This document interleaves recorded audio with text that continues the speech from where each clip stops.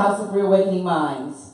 Reawakening Minds exists to provide for exploration and practice of spirituality in an enlightened community dedicated to honoring the myriad of sacred pathways to the universal creator. We are a holistic center for spiritual grounding, free thought, self-discovery, and more science, an awakening experience for all ages. We are pleased tonight to welcome back our National Grand Sheikh, Taj Tariq Bey. Let's welcome him. Islam. A few weeks ago, we were into the applied science of the number 9 woman in government, and I think it got a little hot, and so they chopped it off and blocked it so it wouldn't go out. So we're repeating part of it. Because you're going into basically what is known by scholars as great seal knowledge, or some of your higher degrees of masonry. That's generally the masses don't get. You know, like we're not talking about people in the orders where they got 32 degrees type thing. This is in your 360 degree level within that area. So they don't get it this either, for the most part. They get some of it indirect, but not blunt. All right? So we're giving it to you blunt. And the necessity is, and one of the reason we went into it, and it's not something that we haven't done over and over again in the past. It has more to do with the countering the dark priesthood operations. Once you kind of have a knowledge of the real politics, you kind of you look at things a little differently. But you also know that the general masses, if they don't have a background into the real politics of the planet, logically they're not thinking. You know, like you don't know what you don't know. And so we're, as a people, usually at a disadvantage because our thought processes are controlled by what is called the general public narrative, meaning mainstream narrative, what you learn in school systems, etc. And people, some who've gone through some of the secret orders will understand the information, they'll understand it. And some of it they'll know. But generally, as an open rule, meaning that laid out on the table, the card laid out on the table, they don't get it like that. They're usually given to them in like signs, symbols, allegorical stories that they have to figure out, whereas we're just telling you 2 and 2 is 4. When you get into 360 degrees, there are no secrets. Which means they don't play with you. They're not trying to enslave you. They're not trying to block your mind. They just tell you the truth, you handle it. You understand what I'm saying? And logically, for the most part, it is 180 degrees contrary to what the masses get in their normal, what you call dispensation of information. And so remember this. When you're getting into the higher degrees of masonry, and we're not talking about club, masonry is actually a science. It's not a belief system, and it's not a club system. Although they have clubs that aspire to masonry, are clear, not to be confused. You know, like they may have a chemistry club, like Abdullah was saying earlier.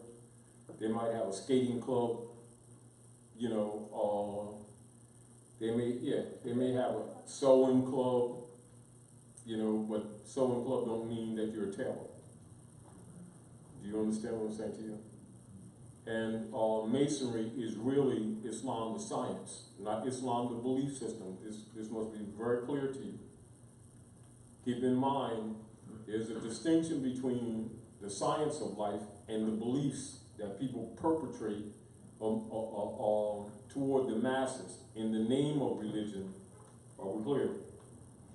I want to make this also clear too, because I know that most scholars will not say this to people.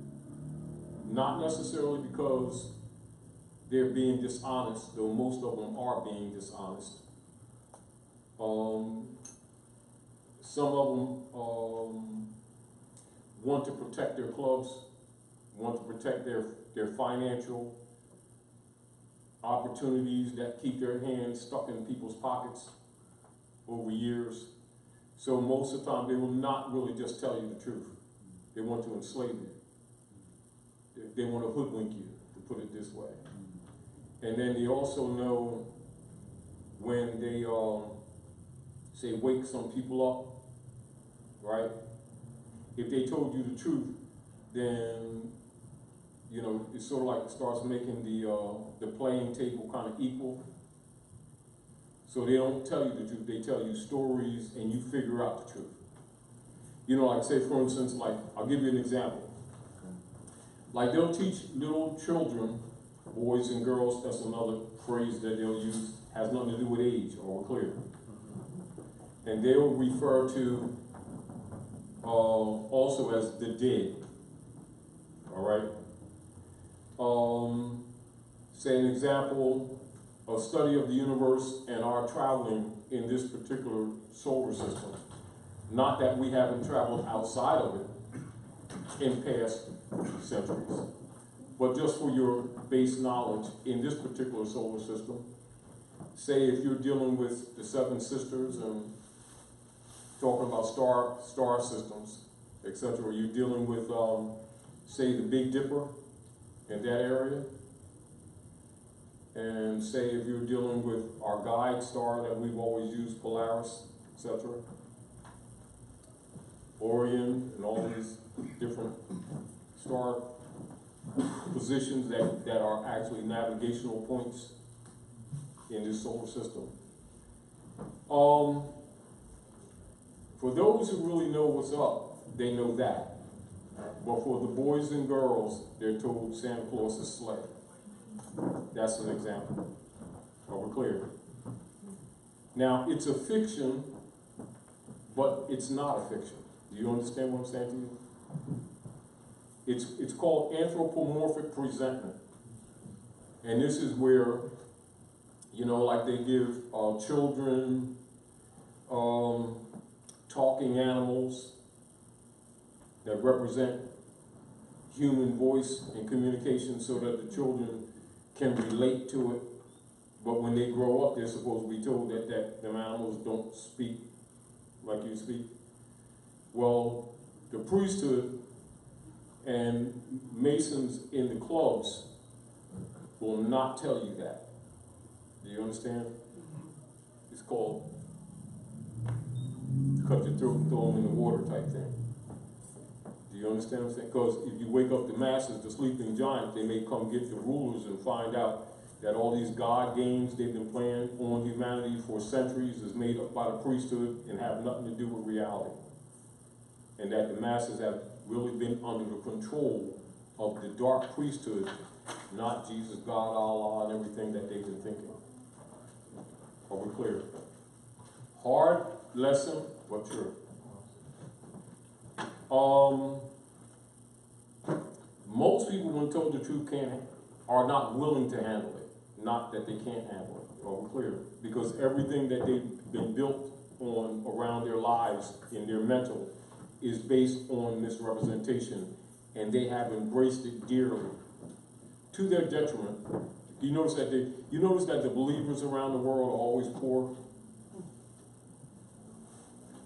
and the only ones who are wealthy is the ones who promote these games, and the state that backs them up, that act like they're separate, and the priesthood who dress in royal robes, who stay in the shadows, who are really running things, and are always collecting the fees called Roman tithe, 10% tax for Rome, called the tithe, and saying that they're giving it to Jesus and Allah and Muhammad and stuff.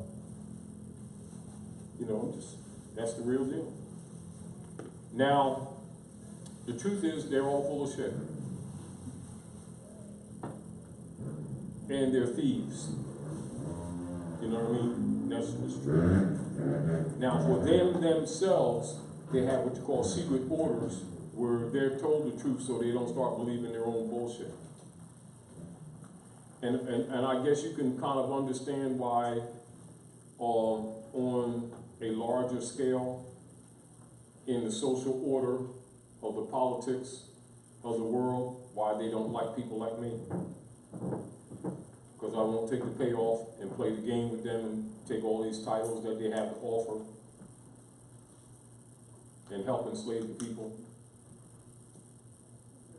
Then others who do, they just kill them, you know, to keep this thing going. However, what many people who are even part of the Moorish movement will not admit publicly that Noble Drew Ali put things in place to put a stop to that paradigm, which is why many people don't like him and why a lot of people don't talk about him. Do you understand?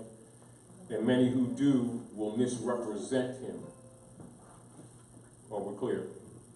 And this is where you see all the factions and all the BS, the infighting type stuff to keep the world confused.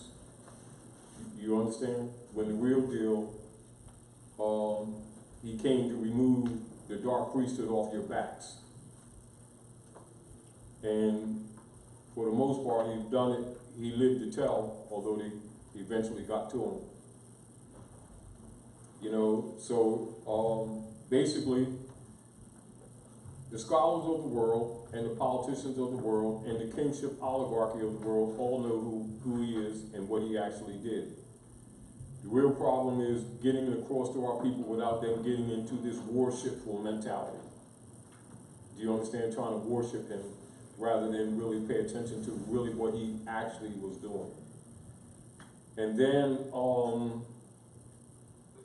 them going through the dynamics of purging, as you might say, their demons or their concepts of what they think gods and devils and stuff are. Not knowing all the time they're under mind control. And then one comes to try to liberate them from that, so you gotta come with what they know and then kind of work them out of what they know. So that's a side of the Moorish Divine National Movement that, except among adepts, is not talked about amongst the club members. Are we clear? It's also why some of them don't like Taji Guy, because I don't play with them. You know, I don't deal with this information with the desire of being anybody's leader guy. There is no leadership in this venue. You are all divine beings unto yourselves. And because we have been put upon by Rome for generations, those who are sincere come with this information to liberate. Those who are insincere come with this information to fleece you. You know, so even though they have the same knowledge, their dispensation of that knowledge will be different. So don't think that people who don't talk like this don't know this. They have a different agenda, usually to enslave you and keep their hands in your pocket. We're not saying that it doesn't take finance to do things. It does. Do you understand? However, servant is worthy of his hire and no more. You get the point? And these criminals of the dark priesthood have enslaved humanity, and humanity, for the most part, have been suffering in their misery, thinking some mystery devil did it to them. And it's actually the priesthood who they thought, in their mind, is this spiritual God, middleman God, who's been collecting finance for Jesus, not knowing that he's the demon, and always was. So it's kind of a hard knock, you know, to talk to people who've been trained under them for their lifetime. Their grandmoms, their grandfathers, you know, so they indirectly worship these people, you know, and very often get disappointed when they discover, you know, the deviant crap that these people do, which is usually protected and hidden. But all the miseries of the planet usually is directed by them. Whether your wars, the robberies of nations, the suppression of women, the killing of the family order, the murdering of children, including the eating of the children, sucking of their bloods, the making of high-grade make-up solutions for what they refer to themselves as the elite European royal families with the organs of babies that they kill. The contamination of humanity by feeding them their own offspring. This is why they started the abortion clinics. So they have the organs, they have the source for what they would call their blood drinking rituals. So when you see the preachers, when you see the priesthood doing the ritual of the crackers and call it the body of Christ, and then the wine they call the blood, well, that ritual is only a ritual of what they're doing in the basements of them churches for real, and always have been doing. And that is devouring children and drinking their blood. And the people just think this is some kind of beautiful ritual of their love of the Lord type thing. Well, that's just an introductory, but the politics on the planet, because there's been counter moves and it's been expanding on the Earth planet, sometimes called Gaia, against the dark priesthood. In these most recent years, they have amped up their unum sanctum operations against humanity. And this is one of the reasons why we're reviewing this. Because although this information has been out among conscious Moors for decades, really not, more than 100 years, really. I recognize that many who know this information refuse to talk about this, because they also, many of them, while telling certain truths, are still themselves compromised, over clear. Meaning they'll tell some truth to get followers, and then block. Do you understand what I'm saying to you? So people from people who don't have a background might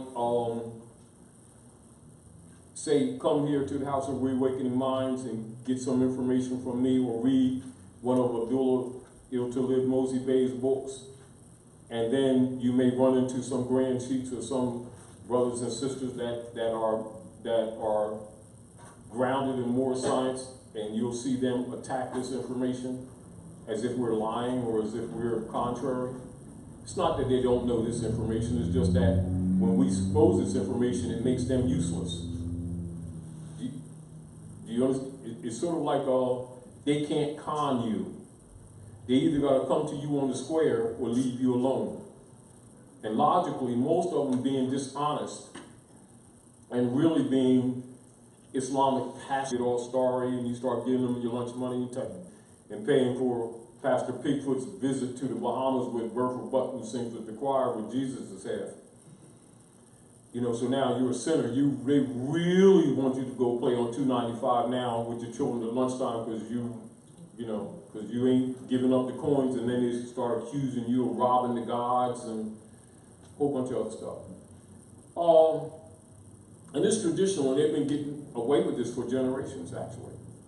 However, by the masses not really knowing the real politics, they're not knowing or not aware that the priesthood is planning on killing 2/3 of the population of the planet.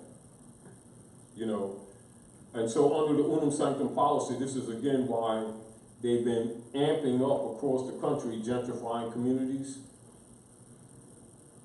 Because after this becomes what you would call widespread to the degree that the people start rebelling, they're already planning to kill them. Now understand this.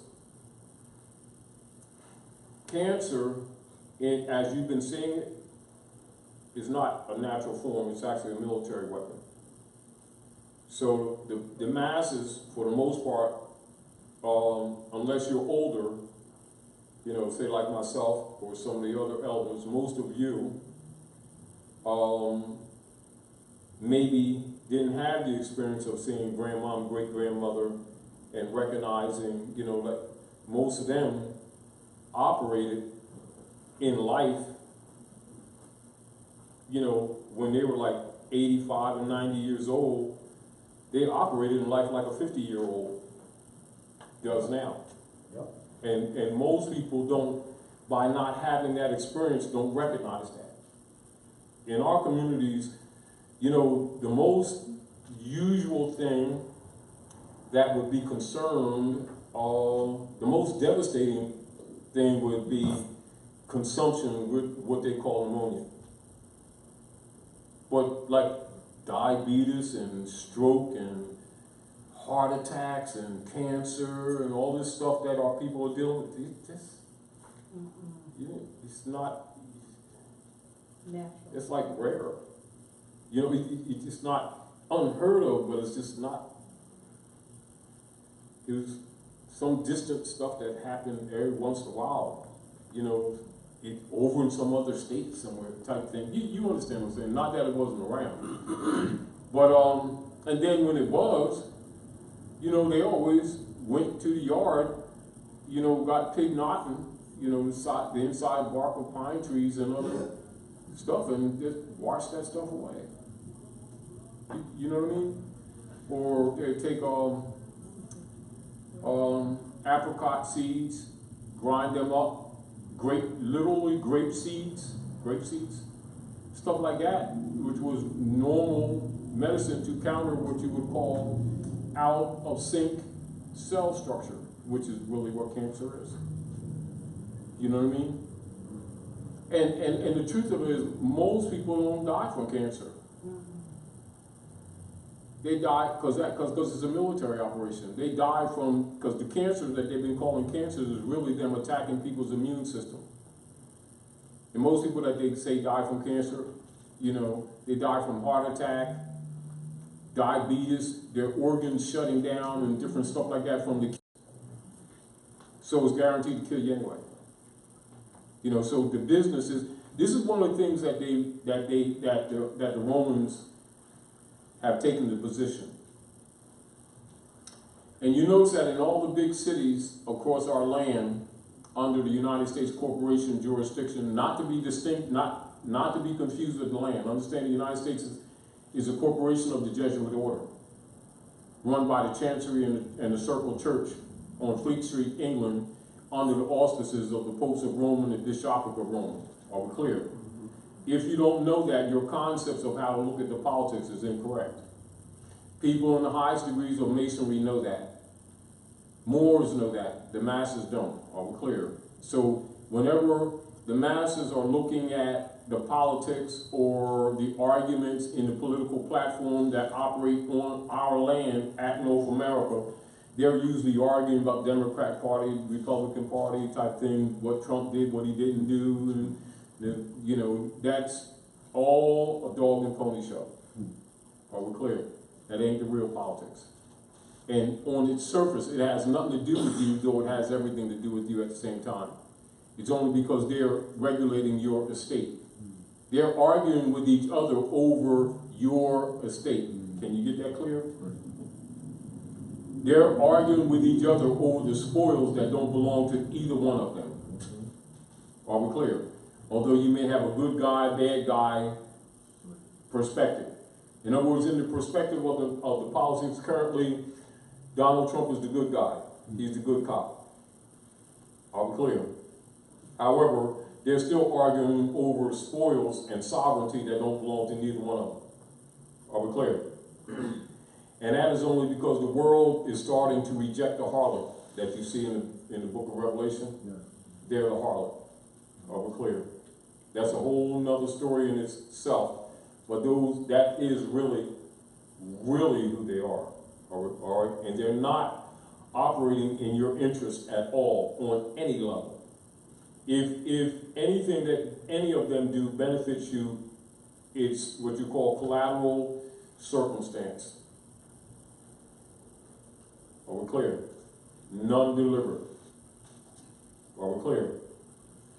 And the things that are going on in the political realm now, operating on the planet, and particularly focused from North America and then being projected to the world, and it, put it this way, Donald Trump is a figurehead a figurehead projection to argue over the spoils of the Moorish estate, which is what they're running the world off of, are we clear? You, the people of North America, are the direct heirs. One of the great Masonic secrets to be preserved is for you never find that out, are we clear? Even those who go into the lodges that call themselves Black Masons. Are we clear? Are we clear? Prince Hall and all the other club guys type thing. They're being played. They got a Moorish fez, and their lodge is named after, there's always a feminine, generally a feminine name. Their lodges are all mothers, even if they have masculine names of different Moorish chieftains, territories, or something like that, basically. But it's still, because the principle is the matriarchy, are we clear? All right, so I'm just throwing that at you to give you some things to think about. And it's because we have limited time here. This is so that when you see certain things in the political realm, that you can start looking at things differently. And even though there's a lot to say, and a lot of things that we could tell you that we don't have the time to tell you, or to even necessarily put it in context, by telling you some of the things I've told you, it will liberate your mind to at least to some limited degree, that you can, if willing, see things differently. And if you're honest, you will see things differently. And they will not be able to BS you, meaning that you can look at the politics and you see a totally different thing. You'll look at different things that, as an example, what Donald Trump says or do, and where somebody's saying he's out to lunch, you'll recognize that he's absolutely not out to lunch. They're fighting. Are we clear? And everything that he says, not only is not out to lunch, is strategic chess moves. And everything he says, he doesn't necessarily mean.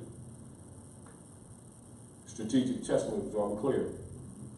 And the Ku Klux Klan Party, which is the Democratic Party, the flip side of the same coin of Roman order operating at North America, controlling our imperial divan, which is the true government that has been suppressed, sometimes referred to as the Republic, which is you.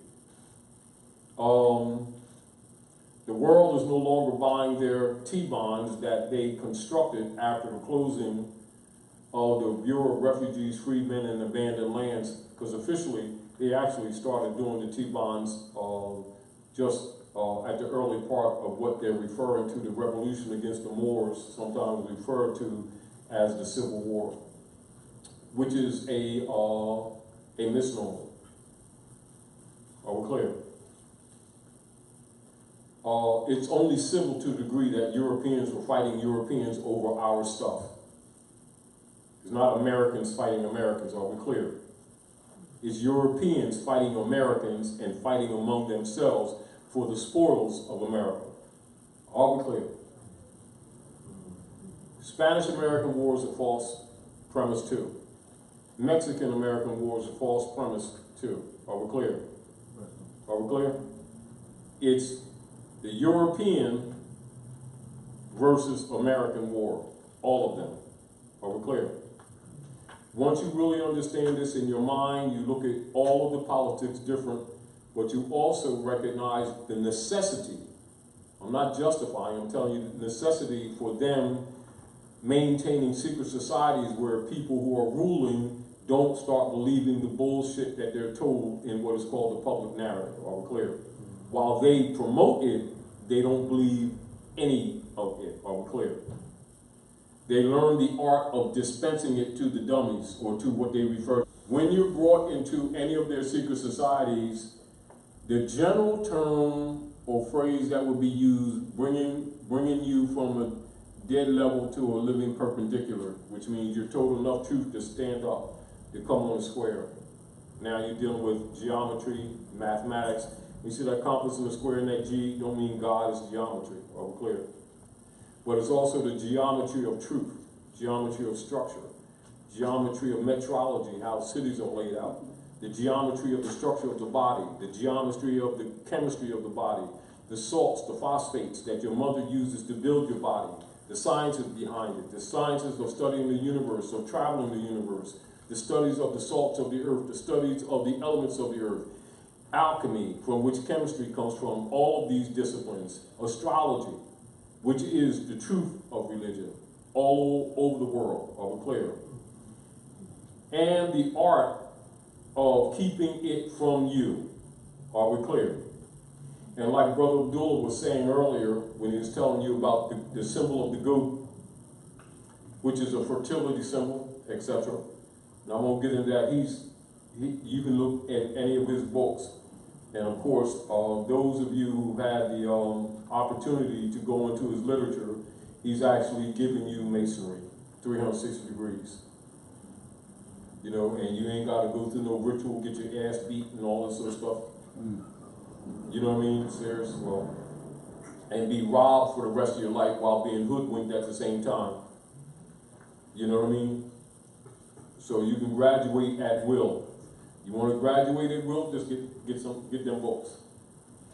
You know, I say for the cost of Michael Jordan, you can get all of them. You're still buying Michael Jordan sneaks. You go up there and take it home overnight. As fast as you can read and absorb it, you become a scholar and a master mason or Eastern Star. And understand, women are Eastern Stars by nature. That ain't a club. Do you understand? So you're dealing with the moon and Venus, etc. The thing, you know, the planetary energies.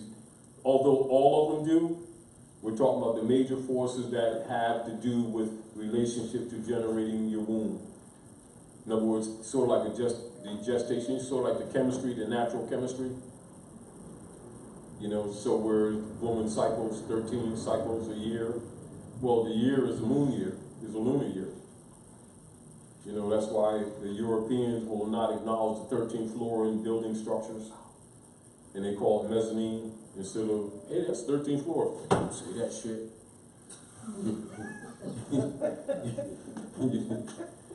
You know what I mean? And so I'm just telling you these things, so certain things that you see in everyday life that people take for granted is really masonry.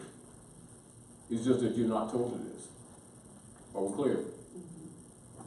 But it's in your face, but if you're not told, you start thinking it's the devil and Baphomet and all that other stuff, and ooh, oh, it's really, oh no, you know, that kind of stuff. And they're playing you. They're playing you. However, the subject matter is picked because the nature of things is the nature of life is that all living organisms of the kingdom of animal, the kingdom of man, the only creator that you can prove scientifically is your mother. All other claims that are made that were been told to you by some man who's usually got his hand in your pocket and will not tell you the truth about the origin of the God game, which is really a game set up by the priesthood to rob humanity. And then, put it this way, to be blunt with you, most of these God systems that are promoted to amongst humans were created by men, not reversed, not the other way around. This is why whenever you call them on the phone, they never answer. And this is also why no matter how much you pay them, they never save you. You count the generations. And now that's the truth. But you know how many people will absolutely be offended by the truth? And that is the truth. And provable. However, it doesn't remove respect for divine creation. Are we clear? However, it's a misdirection of what it is, how it is, where it comes from, and who you are. And long as they can control that narrative, they can control you. That's why it's important for them, from their position, to control your mind, because then they got the body. Are we clear? And this is why when you deal with what they call religion orders, that they always focus on the woman. Why? Because they get her, they got us. Are we clear?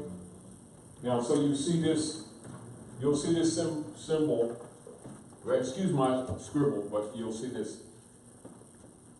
Sort of like this.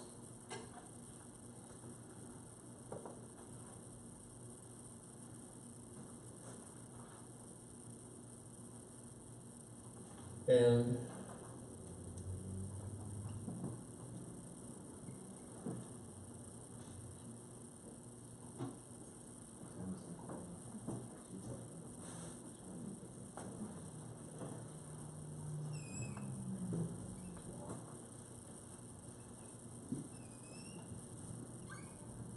you'll see that symbol with that sword?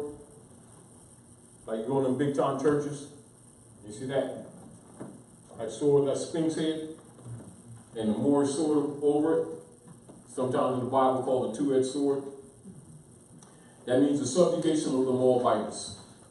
So the rule of that knowledge is understanding they subjugate the woman, they got the nation, because she is the nation.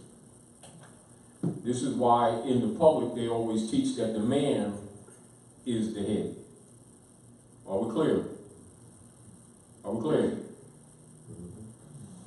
Now, and that doesn't take anything from the sons, do you understand? But all of us were female eggs before we were sons in the womb. Are we clear? There is no male eggs in nature. Male eggs don't exist in nature. Are we clear? So all eggs are females. They're reflections of the creator of them eggs, and that is womb man, the man with the womb. You see? So man is not a gender. Man is the species. See, these are fundamental truths that is known by all scientists and all rulers and all elite and all masons and all eastern stars and all those who rule the planet, but is not told to those who are ruled over. Are we clear? They have to keep you in a subordinated mind. Therefore, they give you misinformation and get you disconnected from the nature of things so that you never take control of your lives. Are we clear?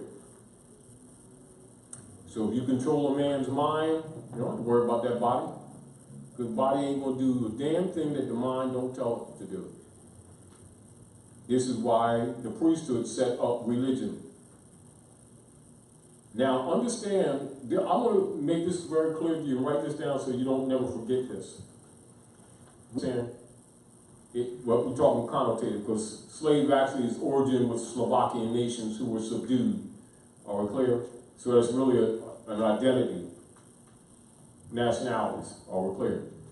Now, but the term that's generally given to the public, that means you've been subjugated under what you call peonage and forced servitude. So we'll call it what it is, forced servitude. So for Rome to conquer the world, they needed not only to claim your estates, but they claimed you dead, and to steal your estate, then kill you physically. Now, because of the numbers, they needed to put you against each other. All right, are we clear? So the tradition, to give you an example of what Rome has been doing for their whole time on this planet. Some of you remember, maybe in school, when they talked about the Boston Tea Party, when they threw the tea over in Boston Harbor, and then you see the Europeans put on what they call blackface to imitate the indigenous people, and understand we ain't Indians, and this ain't India, but that's one of the terms that the European created in order to disconnect us from the land and the history. Just like they do in the Mummers Parade in Philadelphia. They used to do it in what you call blackface. And some of your first European stars in movies and stuff like that, like Al Jolson and all, they did what they call blackface. All of that is imitation of you. Are we clear? And so what that's called in politics is false flag. Are we clear? So like say for instance, in order to begin to conquer what they call a divide and conquer, They'll say they'll go up, say in north, like say in this area here, that's now called Delaware, right? Whereas before, you know, among our people was Nanacoke, right, Moors.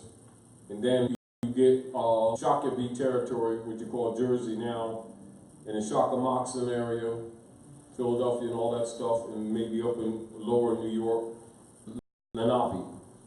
Actually, Lenape with an R, right? And then you have some of, most of you, many of you in here, family members from the Anayanwea, or they'll say Cherokee, it's Anayanwea, from the area of Virgin, Maryland and Virginia area, down North Carolina and all that other stuff. And what they'll do is they'll come kill your family and kill your animals and stuff, and they'll do them blackface, and then they'll wear beads that are traditionally worn by you or different traditions of the different tribal areas, and then you'll go and raid them thinking that they did something to you, and then what the Europeans will come and fund both of you and act like they're on one side or the other and actually get you start killing each other off. It's called false flag. They use it to the very day, to this very day. And that's what they've been doing to you. And by them having done or instituted those practices for so many generations that you're in, and the operations, unum sanctum operations coming under subdivisional operations, also referred to as the Christian Black Codes, or Codes Noir, which is adopted in the corporate operations of all the corporate jurisdictional states, systems of the Jesuit order that you're calling the state of Pennsylvania, state of Delaware type thing. These are actually franchise districts run under archbishops of the territories. Are we clear? Are we clear? Have nothing to do with the land. They're creations on paper. Their job is to convince you that it's the land. And so your training would be in that order. And so most of the masses, when you say the state of Delaware, they're thinking it's physical land, because they're trained like little rats from childhood to actually not know the difference. The Santa Claus thing. Now, if you belong to a secret society, you are told the distinction so that you don't believe this bullshit that the masses get. This is if you want to kind of look at it in a synopsis, this is the advantage that people in secret societies have over the masses, is that they're told some truths about how things really operate. Are we clear? Some truths how things operate. And so while they're dealing with you, they're thinking from a totally different level. Are we clear? Notice also that all persons that are the heads of any corporate entities operating at North America or in the jurisdictions of what is called the state's orders, are, write this down so you don't forget it, are members of the Roman Curia. Are we clear? So if you have somebody that say, and you don't have to name them, that runs Sears and Roebuck, that runs Amazon, that runs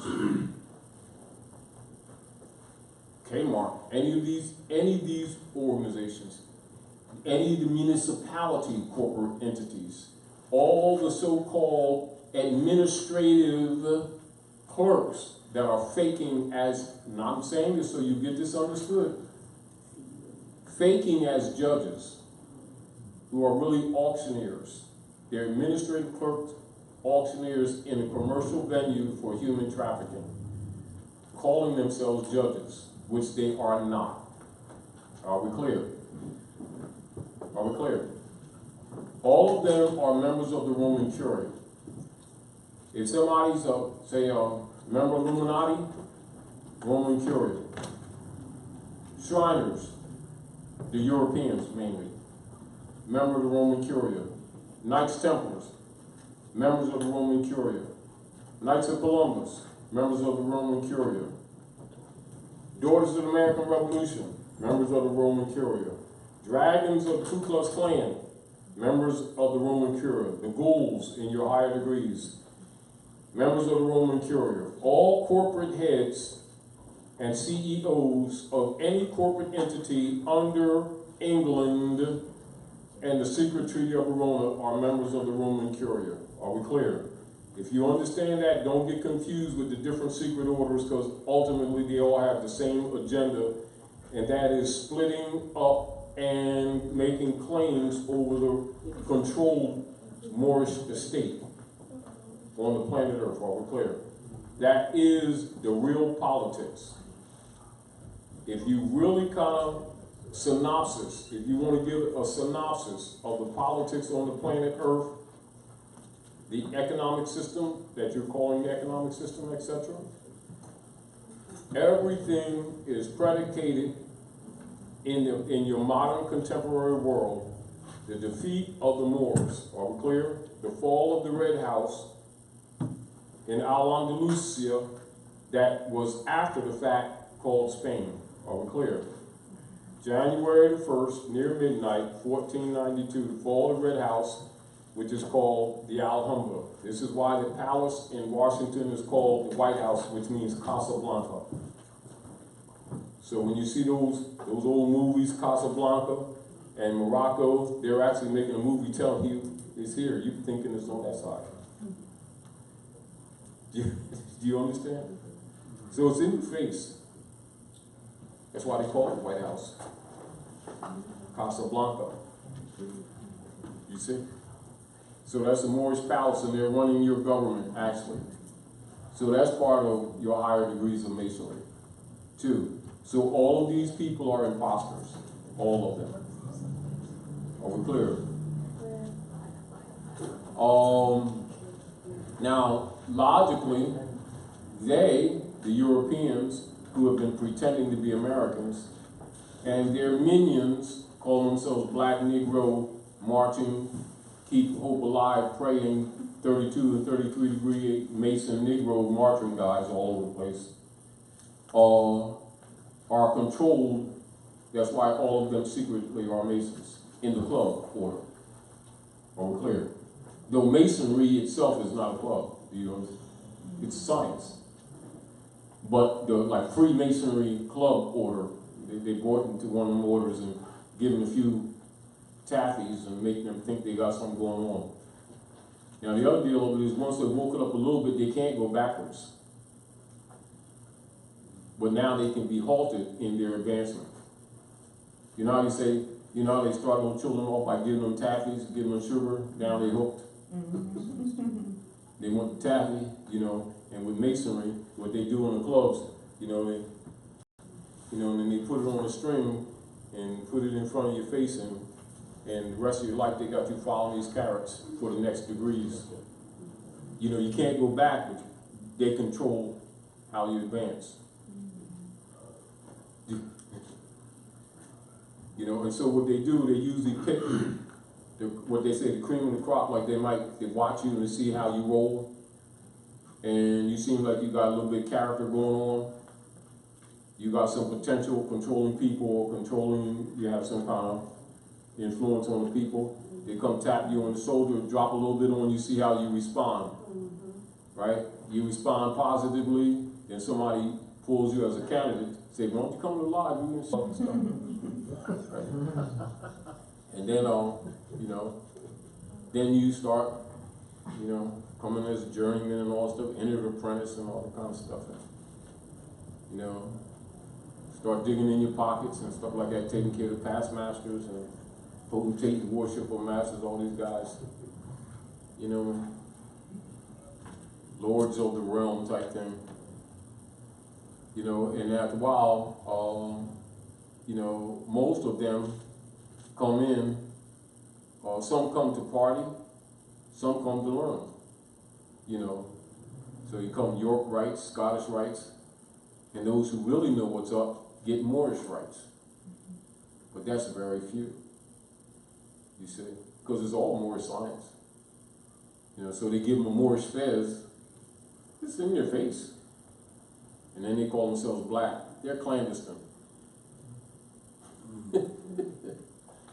You know how you say, they give you the truth and you come back, you come out of there and still in darkness? You're clandestine. But anyway, that's just to drop a few things on you to relook at some of your experiences in life with different people that you've dealt with in business, different people you've dealt with in different economic circumstances, people who you thought was on the inside of certain things, and then go back to some of the things I've told you, and then you'll look at things differently. Are we clear?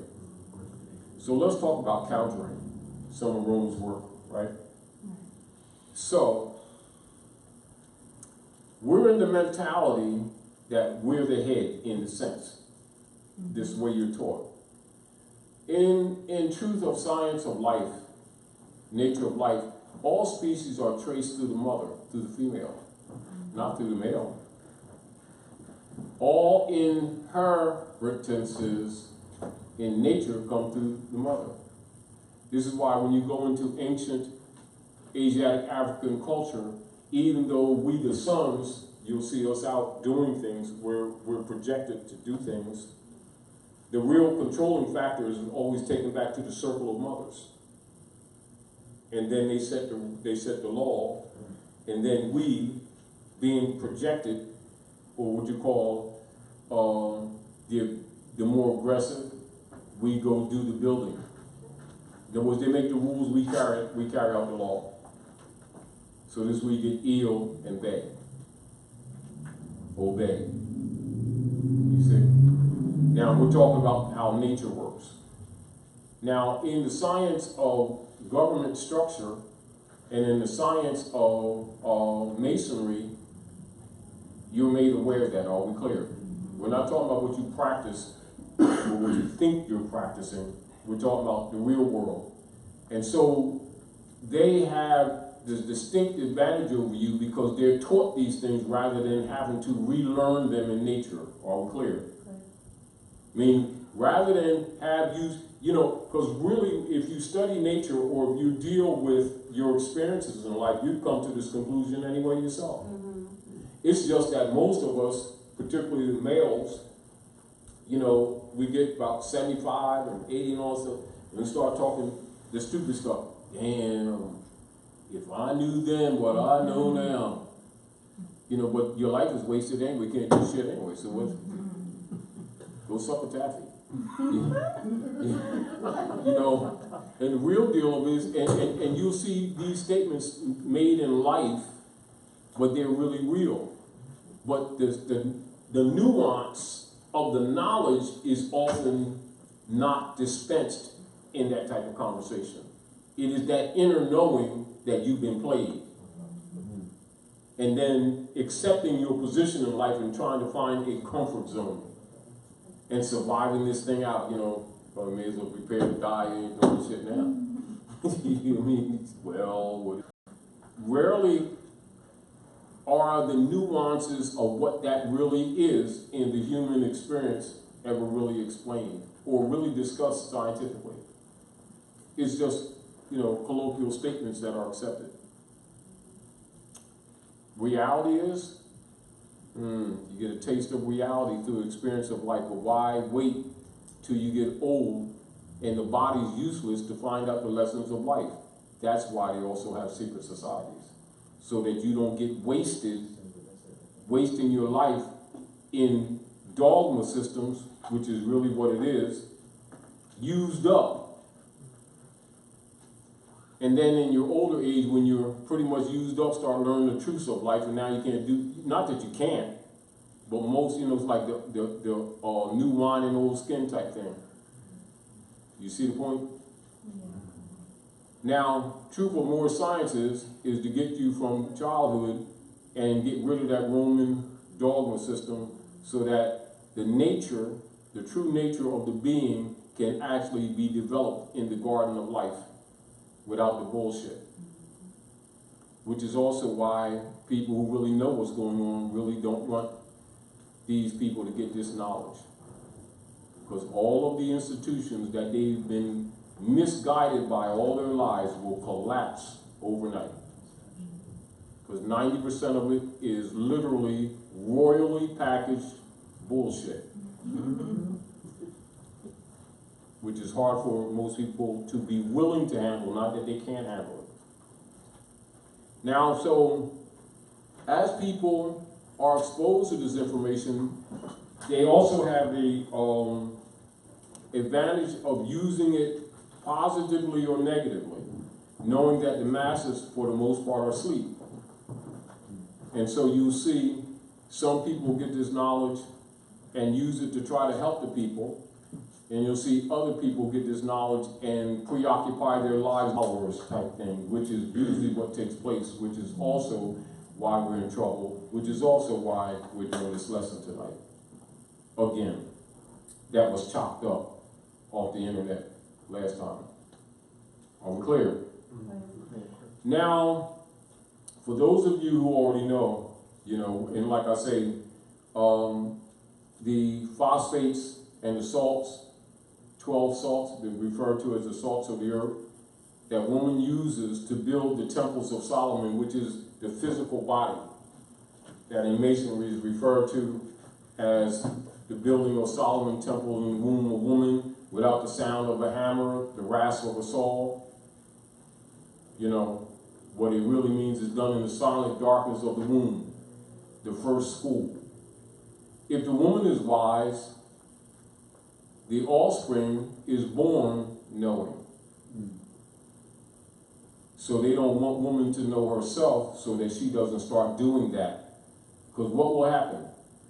These champions will start countering the dark priesthood. This is what is symbolized in the Bible where Herod is killing the firstborn. That's what that really symbolizes, getting rid of the champions. In other words, putting woman in darkness by killing her offspring. And then putting her in the mental of subservience so that she'll stop teaching her children. And this is also symbolic of the Moabitess abandoning her true culture and adopting the Niceno-Constantinopolitan Creed of Constantine, Pope of Rome, under the guise of Christianity, and then delivering her children to the priesthood as a sacrifice. And this is what they've been doing. This is why we are messed up. Us, the sons. Because they presented us as thinking that we're worshiping the Jesus of God, of heaven, of Allah, of Jesusness, of the Lord of the creation. No, it's the Lords of London, under the secret treaty of Rome.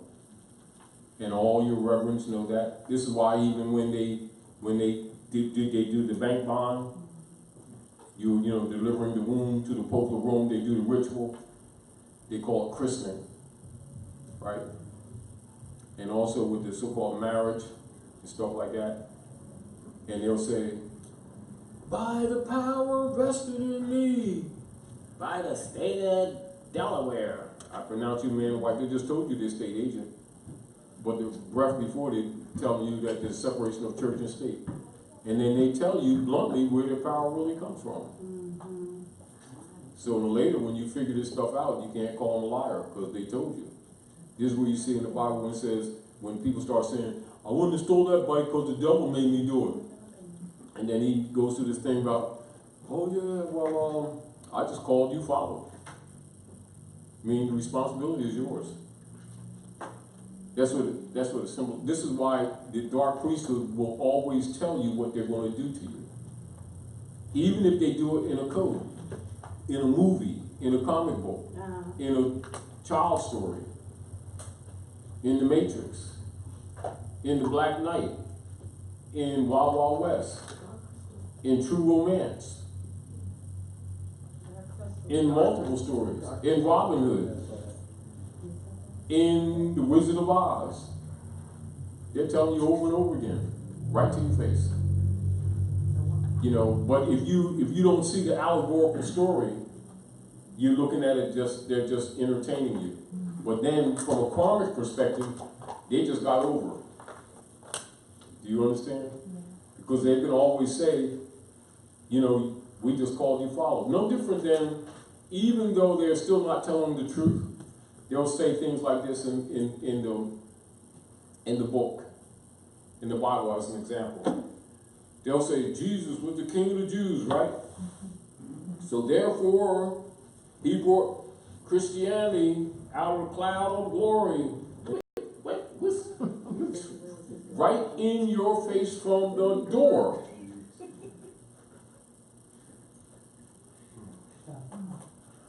So all these people run around saying, Jesus, Jesus, Jesus, no, Jesus this. Well, why ain't they Jews? First of all, ain't no J in Hebrew anyway. Ain't no J in Aramaic either. Really? Julie, when did J become commonly used in language? 1500s.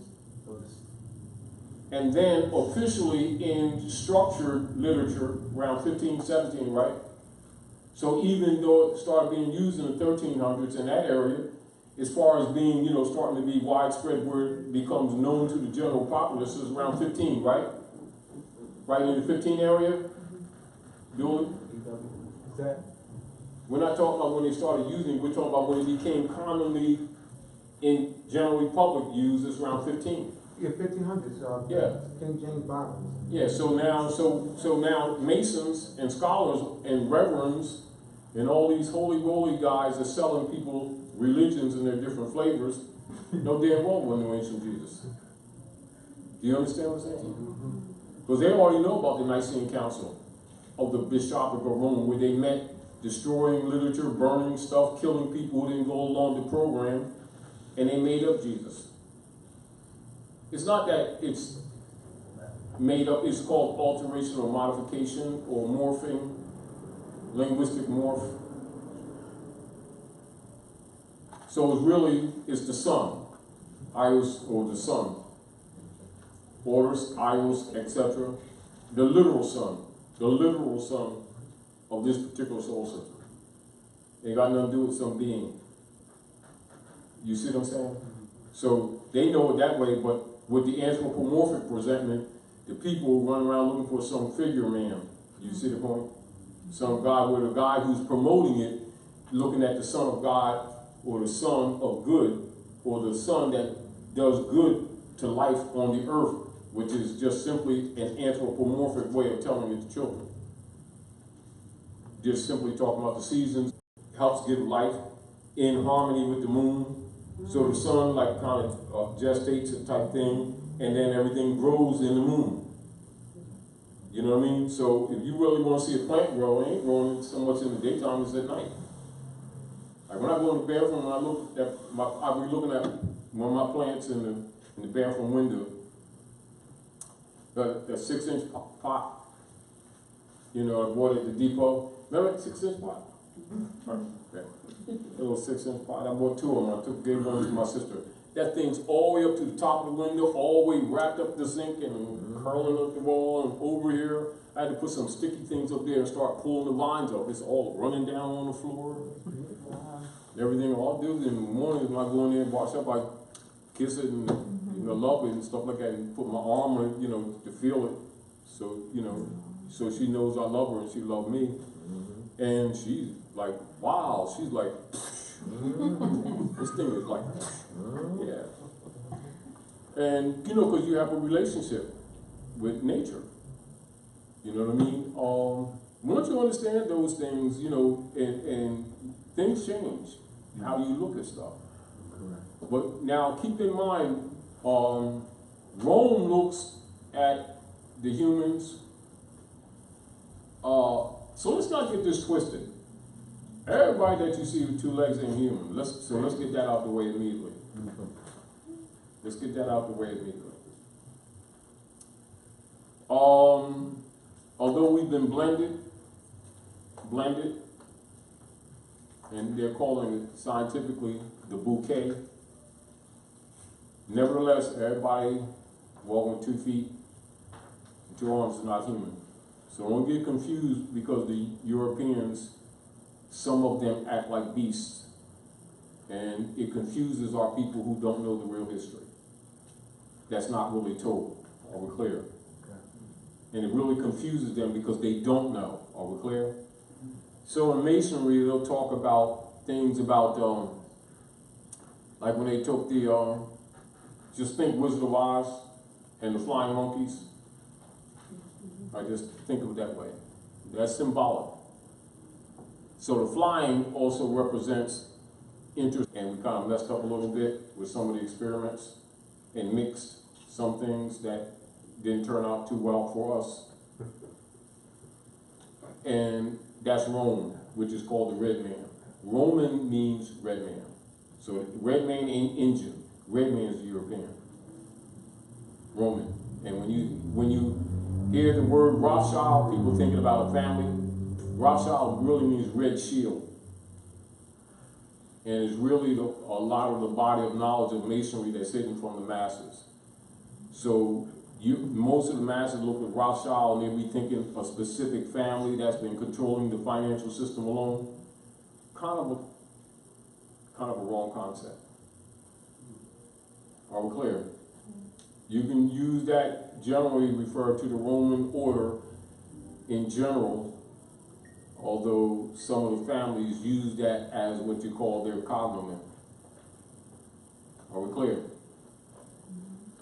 So the countering that's going on the planet today, including some Moors waking up to more degrees, is them starting to learn the truth about Rome and themselves and beginning to understand the human trafficking that's been going on to the planet that's been hidden or disguised under other methodologies.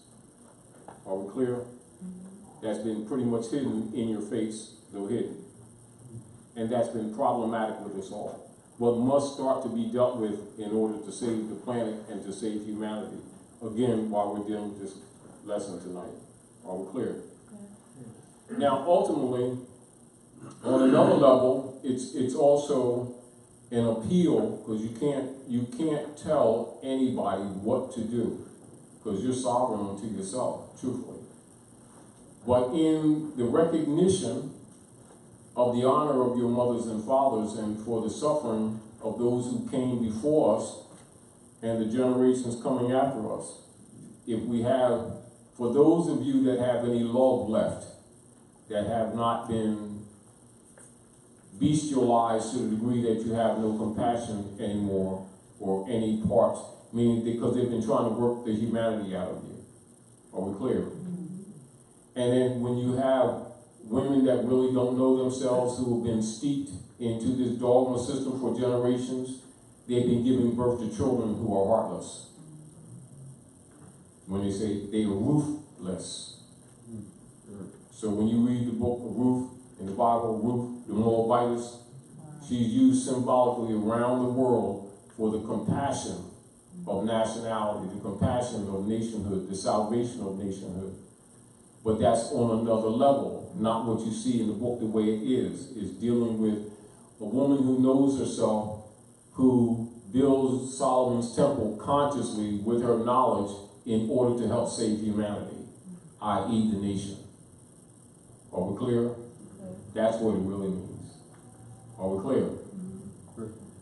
So we're appealing to women in general, knowing that most of them don't have source to this knowledge that we're talking. So we know on the surface, so take it beyond the surface, that with some it goes like this a little bit as we're talking.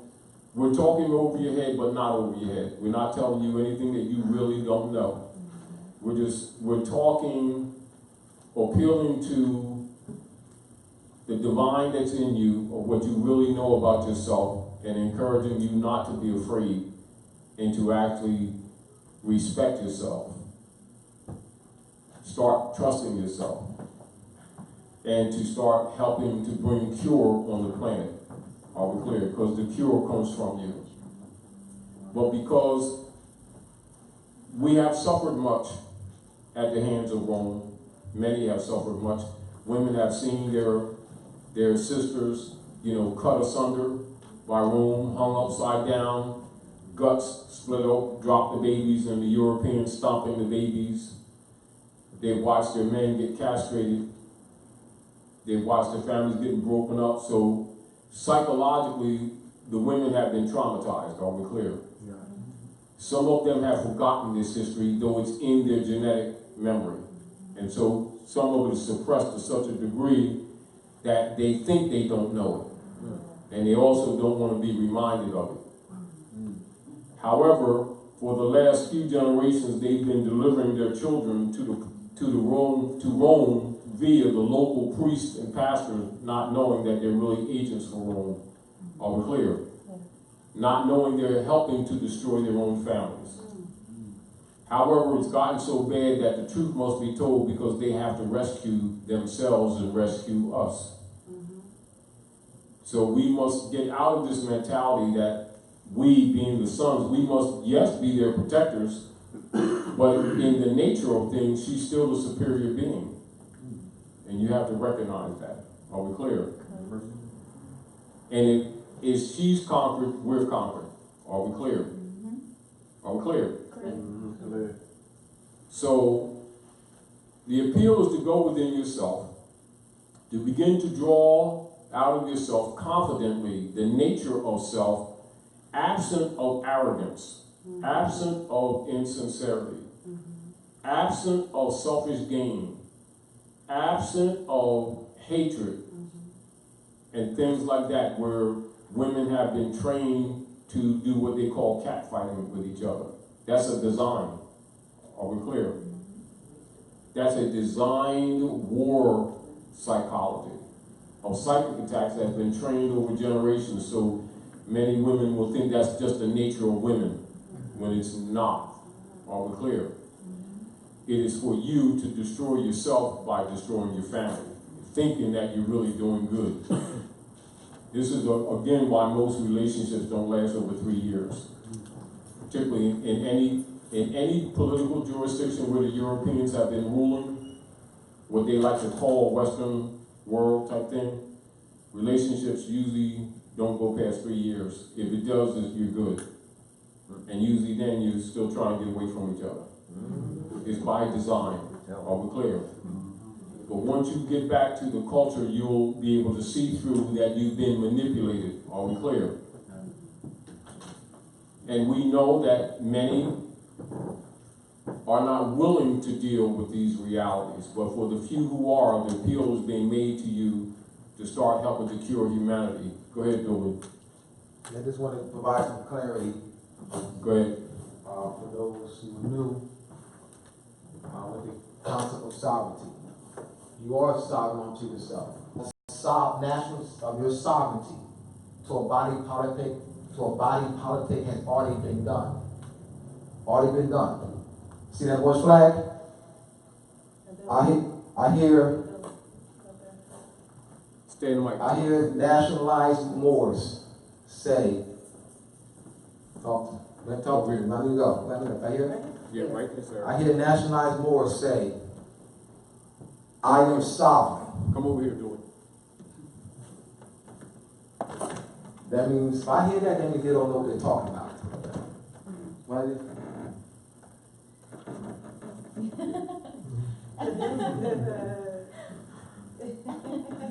This is very important. It's very important. When you hear nationalized Moors say I'm sovereign, they don't know what they're talking about. You can't see that national flag? You can't have this national flag behind you and say, I am sovereign. It is a we. Morocco is sovereign. You're not going to go to China and hear a Chinese say, I'm sovereign. China is sovereign. Yes. The extension of your sovereignty has already been done thousands of years ago. It's already done. So we're not talking about establishing a new sovereignty. Exactly. It's already existing. All right? You already have, there are pre-existing treaties. I got treaties in the book, Moors and Masonry, dating back to the 1600s, England, Morocco, France, Morocco, the Netherlands, Morocco, treaty of peace and friendship, treaty between the David Algiers and the United States. So there are pre-existing treaties.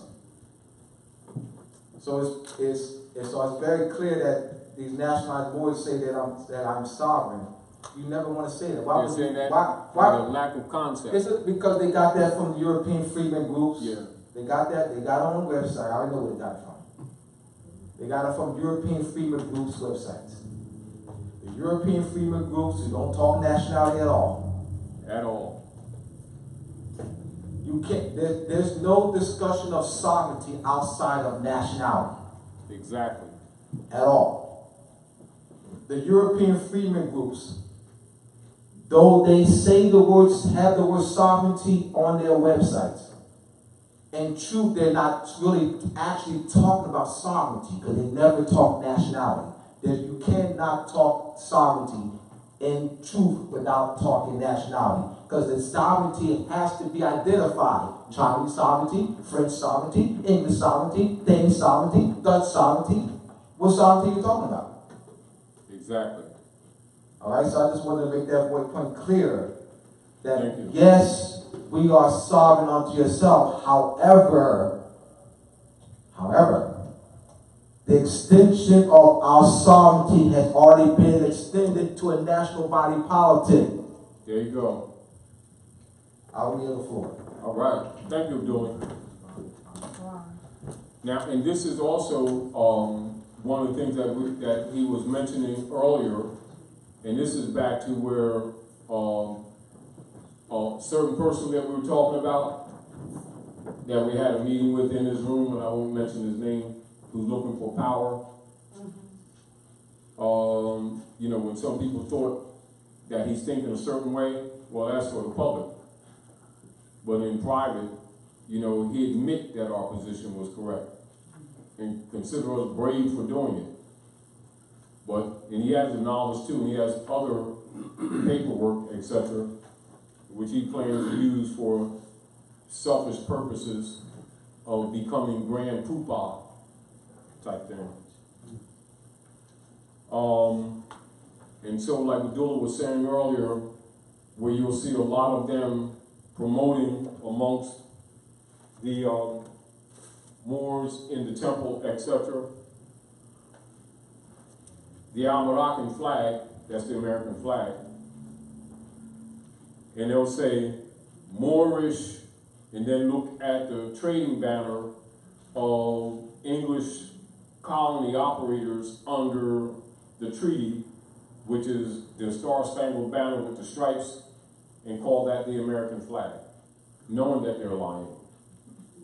Are we clear? Knowing that they are lying. Are we clear?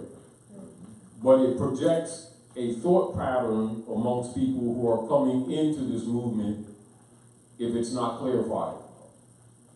Are we clear? So that's the American flag. It's called the Moorish flag. It's the American flag.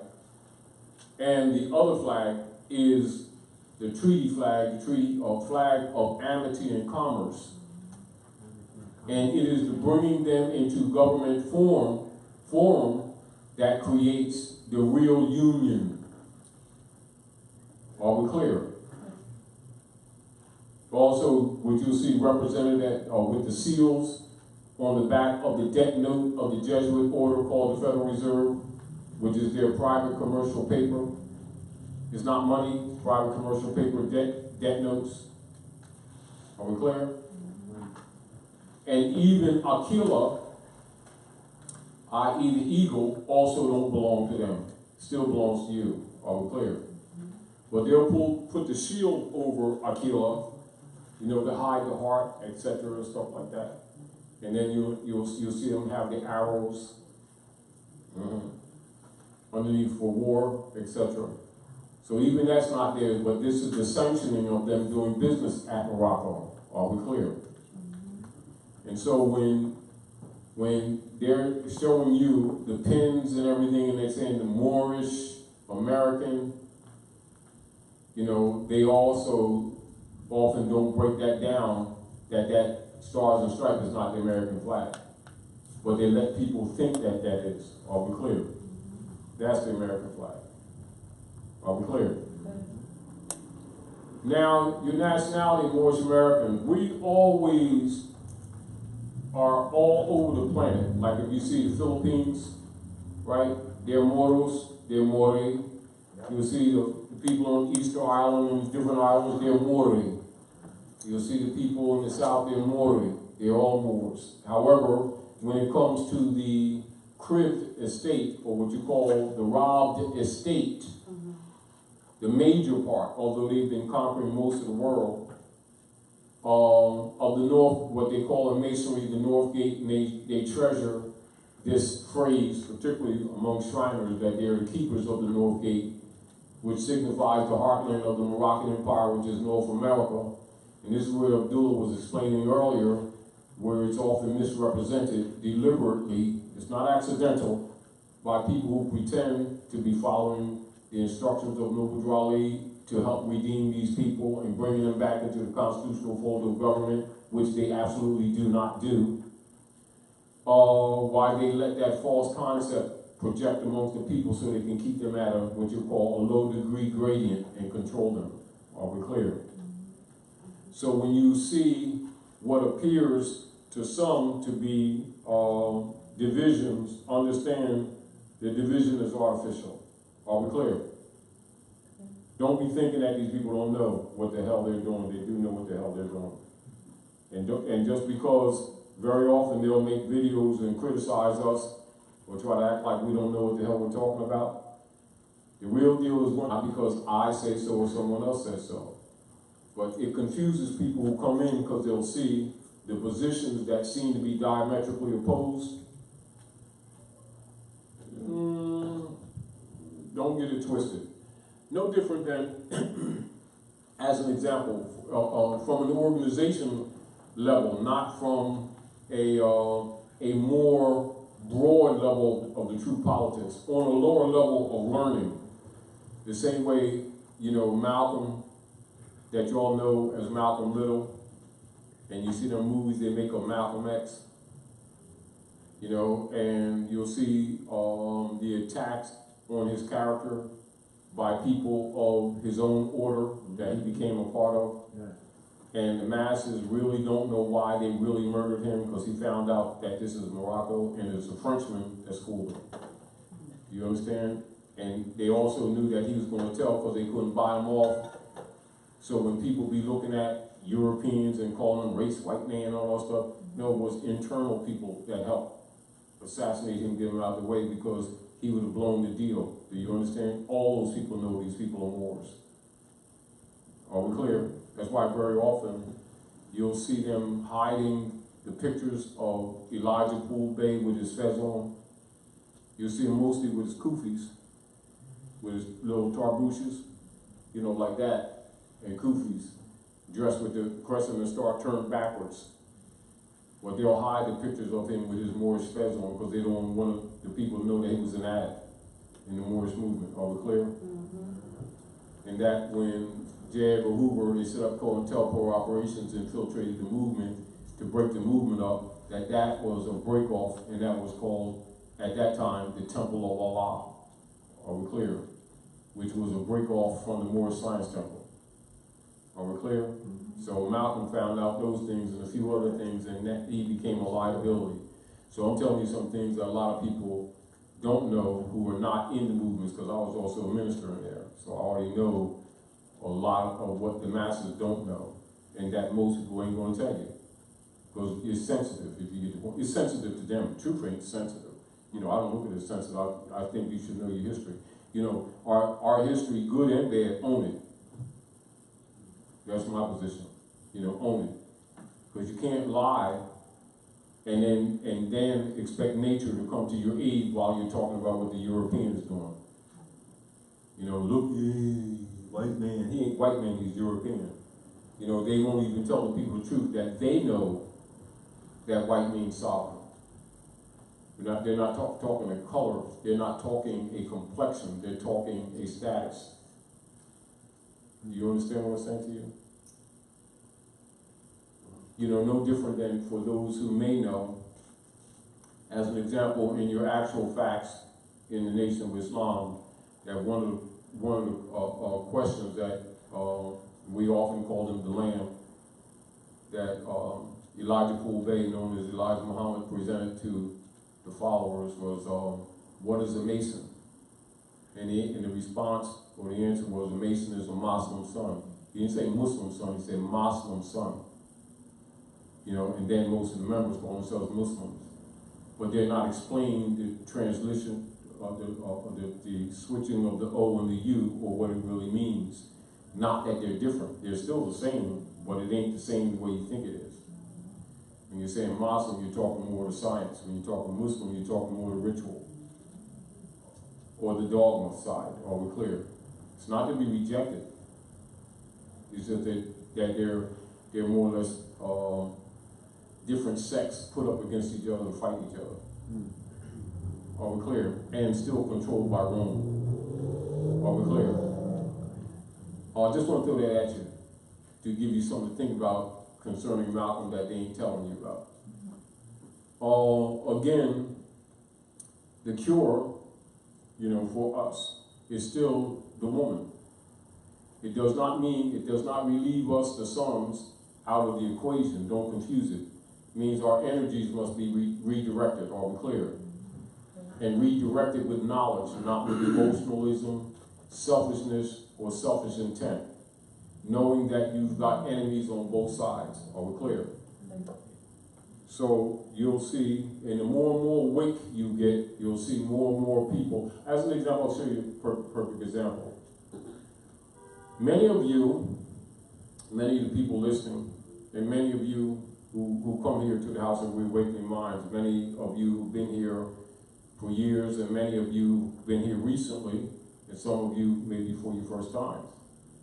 You know, you'll see different things coming on YouTube and stuff like that, where putting more groups against each other type stuff, the divide and conquer tactics, and you'll see guys run around looking for power.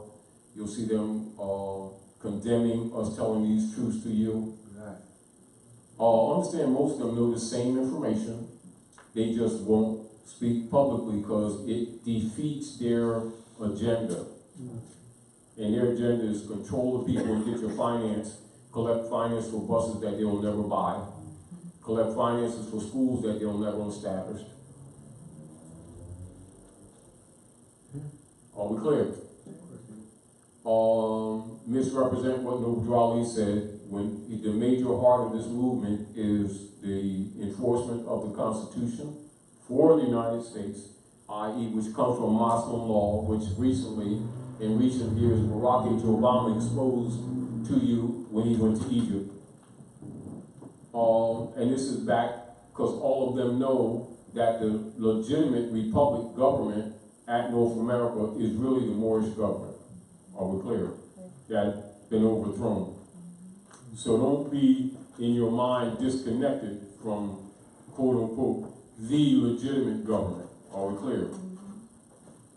The problem that you have, and that we all have been suffering, is the operations of the illegitimate or de facto governing body of Europeans under the Jesuit order of the Roman Curia that has been power operating since around 1861. Are we clear? In other words, that's when they established, kind of like you say, semi-officially, the overthrow. And this is why those of you who know the history are aware of the fact that Abraham Lincoln was the last lawful president operating under the jurisdiction of the Republic, in harmony with and in support of the treaty and the Constitution. Since Abraham Lincoln, the treaty, which is Constitution 2, was pushed aside, and the Republic was set into sleep, and they set up a kingship oligarchy and just didn't make it public and maintained the seats, and that's known as the U.S. democracy. And this is why most people to this day think that the government that's supposed to be operating at North America is a democracy, when actually that's the fraud operation of the Jesuit order through the Circle Church of the Chancery of England under the crown operations of the Attorneys. Contrary to the original article of Amendment 13, the Nobility Clause, etc., which is why that's not exposed to the masses. And so when you get into that, logically, you're going to teach history and civics, and logically, them same people, Grand Sheiks and people who keep telling people that we're out to lunch, they will never get into that information because it will expose them too as being part of your problem. So when you see that division, understand, I'm telling you what the root of it is. So when you think that just because you hear them talking a different line that they don't know this information, they do. It's not in their political interest, because most of them are enemies to Prophet Odrali, even though they always boasting his name. Now for those, and write this down, particularly for those of you who are new to coming in here, and also to remind you scholars who also know, so that you can have reference points. In your Circle 7 Quran, I want you to read thoroughly and break down for yourself chapter 29. That's called Magistrate and Subject. Chapter 29. I want you to read thoroughly and break down. I don't mean just read it and then say, oh, you know it. I want you to analyze it. Take your paragraphs, make footnotes. Take it from the same training that you had not lately in school, because they don't do it anymore, when they used to have, where they had the children, were training them to pay attention to details, and so they had them do what is called book reports. And they graded them on it. They don't do that anymore. Now, so do this literature the same way. So do chapter 29 and break down the paragraphs, and then break down sentences and make notes for yourself. Are we clear? Then take the divine warning by the prophet for the nations. You'll find that in the book they call the literature that they will dispense in the Moorish Holy Temple Science, and also in some Moorish Science temples of America. And then also look at the prophet's message, historical message to America, and break that down the same way. And for people who don't have what you call a solid scholarly background, if you study those unbiased, make notes, you'll know who's been supporting the Prophet's program and who has not been. Meaning pretty much that will tell you what and you have to get amongst a handful of Moors, because most of them will not expose it to you. And there's a letter that was written a month or two before they murdered the Prophet, and it's called To Be Read Before Every Meeting. And that's that letter of controversy that most of the people in the temple pretend that they don't know about. And you take that word pretend, put it in capital letters, and make it a neon sign. Pretend they don't know about it. And they will not read that in their temples. If you think they love the Prophet, well, you start studying the Prophet's literature and then start looking at what they're doing, then read the Prophet's literature, then look what they're doing, look what they're not doing, and I won't tell you anything. And of course, you know, a lot of them pissed off with me, because the deal of it is I can travel the country and I can call people in a small meeting and get more than what most of them can do in two club meetings. Even our small groups are usually bigger than theirs. And rather than take advantage of the opportunity to start teaching the people, they'll condemn me or try to misrepresent what we're presenting to the people. Are we clear? Because we don't try to enslave the people. Are we clear?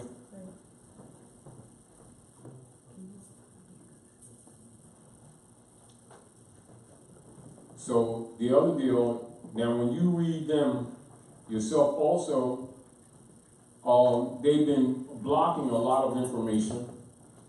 They've been blocking a lot of information. But look up FBI infiltration papers on the Moorish Science Temple of America, and you'll find a lot of redacted information, right? But even with the redactions, you can see, you'll begin to understand why some brothers and sisters who are, can be safely said to be actually COINTELPRO operatives will make videos condemning what we're teaching and saying that we don't know the Moorish Dividing National Movement, or that we're mixing European sovereignty with the Moorish movement, which is BS. And you'll see why they're doing what they're doing. See, I wanted to tell you, you'll see it yourself. Are we clear? And this is also to save a lot of you from misery of getting knocked off the boat before you really realize what you got. You know, because a lot of times if they get you discouraged, you'll say, oh man, I don't want to be bothered with that stuff. There's a bunch of confusion and stuff. And the real deal is the restoration of your estate. It's not selling you some belief. Are we clear? It's the issue is the restoration of your lost estate. Are we clear? And your estate is much, matter of fact, I'm glad you're here. All right, give him the mic. Can you go into law book and read estate, please? And read into the mic loudly and clearly. Who has 4th edition black laws? I don't think we have one here. Anybody have it in their stock? Yeah. Did you carry it? Because you usually have it. You said estate? No, we don't have the 4th. No, we want it from the law book.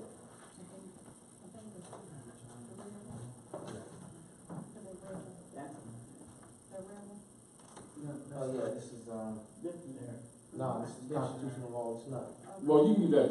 Well, but the deal of this, what you know, talk estate.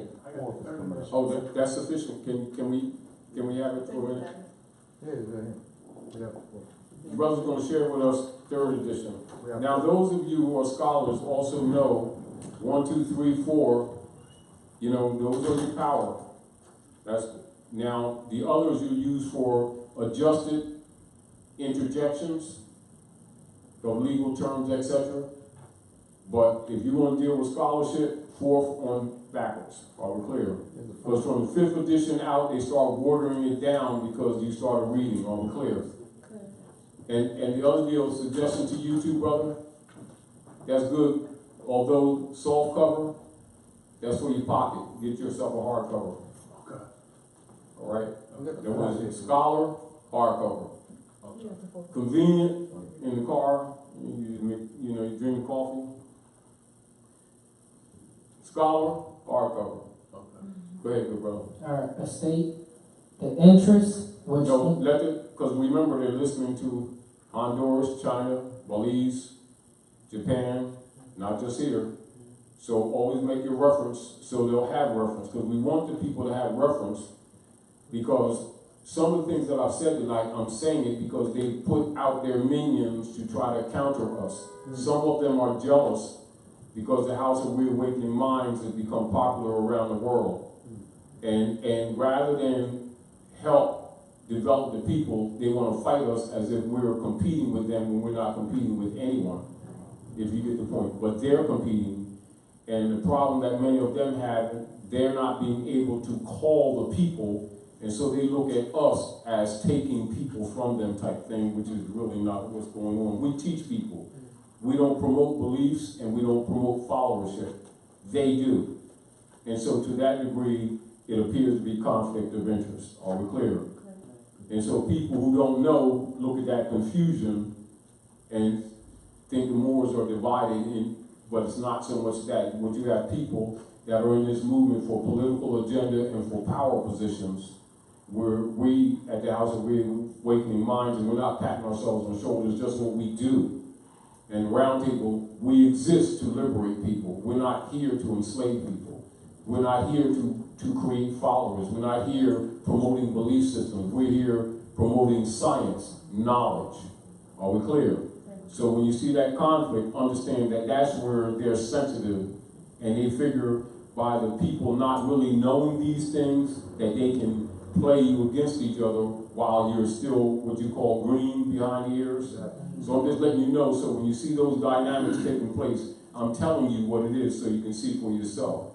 But I also gave you references of reading material for no Drali so you can see for yourself that they are not carrying out the program. I don't care what they tell you. But go ahead, good brother. Islam. This is Black's Law 4th edition online version. This is estate, the interest which anyone has in lands or in any other subject of property. Okay, then it has versus Van Cleve, another case law. An estate in lands, tenements, and hereditaments signifies such interest as the tenant has therein. The condition of circumstance in which the owner stands with regard to his property.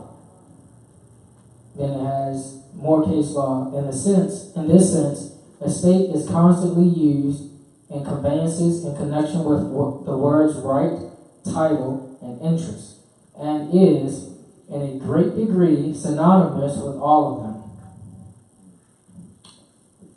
Now I want you all to pay attention to these words because I want you to understand exactly what estate is. And 9 times out of 10, when you really comprehend what estate includes, you'll discover that your concepts of what you think that word means is very restricted, and that it's actually far broader than the average person is aware of.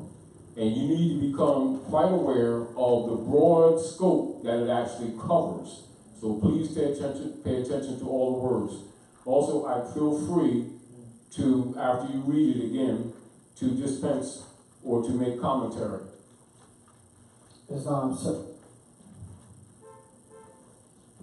the degree, quantity, nature, and extent of interest which a person has in real property is usually referred to an estate, and it varies from absolute ownership down to naked possession. That's Nicholas Corporation versus Ferguson. In another sense, estate designates the property, real or personal, in which one has a right or interest. The subject matter of ownership, the corpus of property, thus we speak of a valuable estate, all my estate, separate estate, trust estate, etc. This also is its meaning in the classification of property into real estate and personal estate.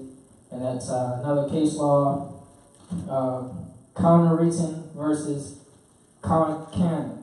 Okay, and so when we say... Go on, because I want you to go to the part where it also means status. Yeah, that's what I was Yeah. thinking. So, okay. There is no legal entity as an quote-unquote estate, Hanson versus Stanton. It's a convenient phrase to identify the subject of litigation in the orphans court, so make note of that. Now notice that orphans court, like when people are coming into what they're calling a court, which is actually an auction venue of commerce, because it's feudal, not republic, that persons who are declared minority are actually going to orphans court. This is the reason why they refer to as wards of the state. And usually when they open their mouths, they start talking over you because you're considered dead. I'm just telling you that. So that you can understand processes that you're looking at that you may not have recognized. And this is back to what Tamara was saying to you, nationalize. It means more than what you think it means on the surface. Okay, orphans court and proceedings in rem, and that's very important. In rem, your in rem status, in rem meaning legally bounded against the entire world. So you should never, when you're at the tribunals, give up your in rem status because your status equals your estate. And since you are the national of the land, the heir to the land, you should always be in proper person. Okay, so whenever you speak, the magistrate or administrative clerk has no right or claim over your estate, and you should always make that known for the record. Yes. So it says, in rem, it may be treated as harmless, okay, superfluity, but as a designation of a party to be served with a writ, it is unknown to the law. It cannot be made the plaintiff in an action, as it is not a person and cannot sue or be sued. In Ray, Harrisburg Trust Company, the word estate is a word of the greatest extension and comprehends every species of property, real and personal. It describes both the corpus and the extent of interest. That's Deere versus Tucker. First used in some connections, it signifies everything of which riches or fortune may consist. Estate comprehends everything a man owns, real and personal, and ought not to be limited in its construction unless connected with some other word which must necessarily have that effect. It means ordinarily the whole of the property owned by anyone, the realty as well as the personalty. So, And I want to interject. This is why, like for instance, like if you have persons who, the living man or woman that ceases to use their body, and that people call death, that they make the transition. And if someone has a claim while they sue their estate, because you're dealing with inheritances. And this is back to having a comprehension of how their human trafficking system works because they're doing human trafficking. Their operation being as futile is actually it is human trafficking. And that's why all of their operations are commercial. They'll even call crimes commercial. Everything is commercial because remember that they're feudalists who have taken over their root. This is why you must understand that Europeans are not Americans. Europeans are not white people. You don't deal with them from the perspective of what the complexion of their skin is or what they are. They are foreigners. They are aliens forever. Once they get you tricked in talking about that they're Americans with a different complexion, at that time you've given up your birthright. You know, so there's a lot of concepts that you must get clear in your head as to why you've been economically strapped. How they've been robbing your communities, how they've been robbing land that should have been coming down to you. There's not a person living in this room that should be poor. Not a one. You're poor because these foreign Europeans have been living off your virtues. They've been robbing your estate. And this is the Masonic secret, the greater part that they really don't want you to deal with. Are we clear? And therefore, they also don't want you to know government structure and civics, so you don't know how to regulate or to administer your estate. That's on multiple levels. You're dealing with all hereditaments, corporal and incorporeal. You're dealing with lands, accoutrements, the damn trees, the grass that's on it, the streams of water that run. How in any imaginary mind were you ever tricked into thinking that the foreign European colonists own land here in America? Say that again. Not on. How did you ever allow yourself to get tricked into believing that any foreign, alien European, that was often called pale-face, and that's not a negative, do you understand? Any of these Germanic tribes who have been robbing you can own anything on the land called America, except that you've fallen under the spell of unum sanctum. Are we clear? This is also why they put their name on you, so that whatever you bought or sold in the mark or the number of their name actually cedes to them under the rule of Sister Q trust law. Sister Q v trust law. Are we clear? Let me finish. We'll get to you, good brother. and that's why they use their private reserve fractional banking system against the people to escheat the estate. And when you cling to those names and principles that delude to slavery, you give up your MREM status, and it makes it easy for them to escheat the estate, and then we pass that down through generations. And write that down. It's cheap. It's cheap. Because that's what be going on. Yes. Yes. Now, the very nature You know, just like being women, you know, being women, you all already know. And see, we got to get out of this competing mentality that the European has built or groomed the people in. And you know daggone well, you know, as your sons, right? So your husband is still your son, boyfriend still your you know, I mean, you got to look at things realistic. You got to look at things realistic, honestly. See, because you know, it's a little humor in it, but it's the absolute truth. And until we start dealing with the truth in nature, we will not fix problems, are we clear? Yeah. And so the ego must be removed, and you must study nature for what she really is. You violate her, she doesn't sit around playing games with you. She just starts making you disappear. It's called extinction. Any living thing that keeps living or evolving out of its nature or purpose is on a road to extinction. This is another reason the appeal. Because if you're blind, even though it's in your face, you may not see all the evidence that is showing you. And these people don't recognize that they're on the road of extinction in their so-called black culture. And so if we don't kill it, it will kill you. To some degree, now you're a young elder, and she's a young elder. I'm an old elder, whatever. So you have reference. You know what I'm saying? Because you have reference.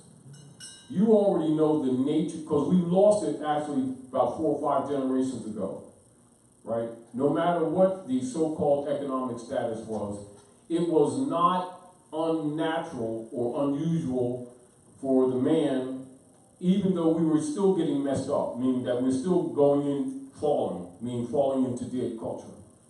However, it was not unusual for, say, a man, he going to work, whatever his job may be, he'll come home, he'll take 15 notes for himself, and put the rest of it on the table, knowing that you're going to run the house. That's government. Why is that done? Because, you know, being a son. Now, I have multiple skills. I can sew, I can cook, I can fix cars, I can build, I can fix anything in the house. Basically, and I can do all of them goodly. You know, Well. however, I know me as a man, being a man, you know, and I understand the nature of me. You know, I can take little stuff and make, and as long as it runs good, we cool, and let's get a wheelie and all this stuff. Then women come around, you get mags, you want to shine it and stuff like that. Other than that, you wouldn't even care. So there's a kind of this balance type thing. And it's not that we do that as a regular thing, but that's more like where we at. Because we pretty much stay boys, truthfully. You know, we just fake it when sisters come around. You know, raise the eyebrow type thing and, you know, do this imagery, but y'all don't be around, please. We just boys. We just get bigger, you know, and we stay that way. And women can't balance us out, because women straighten us up. You know, like you women come, you know, now you're straightening up everything, and you know, you have curtains and stuff. You know, you be having these old broken blinds. You don't even care. Not that you don't care, but you don't care. You understand what I'm saying to you? Not that serious. Now, point that I'm making to you, and that's not putting us down. We're just coming down to earth. Women run things; they're just not credited for it because of the dead culture. Dr. Nail, I want you to give them like, go ahead. It's in line with what you're saying. I'm always reminded that you know, there are some good things in the Bible that we can go back and refer to, and most people know this scripture. They've heard safely trust in her, so that now here's the part I like. She seeketh wool and flax, and worketh willingly with her hands, so she can sew, she can make stuff. She's like merchant ships. She bringeth her food from afar. She's out there, you know, bringing in what they need to sustain them, sustenance. She Rises also while it is yet night, and here's the land, and buyeth it. With the fruit of her hands she planteth a vineyard. She girdeth her loins with strength, and strengtheneth her arms. She perceiveth that her merchandise is good. Her candle goeth not out by night. She layeth her hands to the spindle, and her hands hold the distaff. So she's making wool and fabric. Mhm. She stretches out her hand to the poor, yea, she reaches forth her hands to the needy. She is not afraid of the snow for her household are clothed with scarlet. She maketh herself covers of tapestry, her clothing is silk and purple. Now here's her husband. Her husband is known in the gates when he sitteth among the elders of the land. She maketh fine linen and selleth it, and delivereth girdles unto the merchant. Strength and honor are her clothing, and she shall rejoice in time to come. She openeth her mouth with wisdom, and in her tongue is the law of kindness. She looketh well to the ways of her household, and eateth not the bread of idleness. Her children arise up and call her blessed. Her husband also, and he praiseth her. Many daughters have done virtuously, but thou excellest them all. Stop there. If you just go back and look at the various things that this scripture says, the woman, that she's doing everything from raising the cattle, She's buying the governing. land, She's governing. everything, and her husband is just at the gate. Sitting No, with she's the other. a protector. Absolutely. And don't get it twisted. You know, and now, for those of you who know the Quran, you can even recognize that in the Quran. You know, even when we do the matrimony obligation, you know, the chapters that you read, you'll see the harmonics with that, because those are ancient principles. You know what I mean? Now, the deal of it is, one of the strategies that the Europeans have used in the Christian black codes that they've imposed on us, they've reversed the roles. Absolutely. And so women psychologically not understanding, and the sons who are raised by women, you know, they start this competition with each other, and actually most women run their men out. Correct. And they get confused, think their men are running after somebody else. They really run. And then a lot of women who really don't know the culture be trying to compete with other women who have long hair or something like that, because they be thinking that their sons is running after them. No, they usually run from that dead culture that our women are putting us through. And we don't know that that's not our culture. Do you understand? And nobody wants to address it. It's sensitive, and nobody wants to address it. And then men aren't honest. Most of the time when men are honest is when they're in the barbershop. Now, I'm also a barber, so I'm also a psychologist, so I already know the deal. You know, so men will say things in the barber shop that they'll never say anywhere else, directly and indirectly. You know, but men, most of the time, because of pride and because of the way we've been raised, usually don't admit our tears. We usually cry alone. You know, and then come out into the world with this image that we expect the world to see.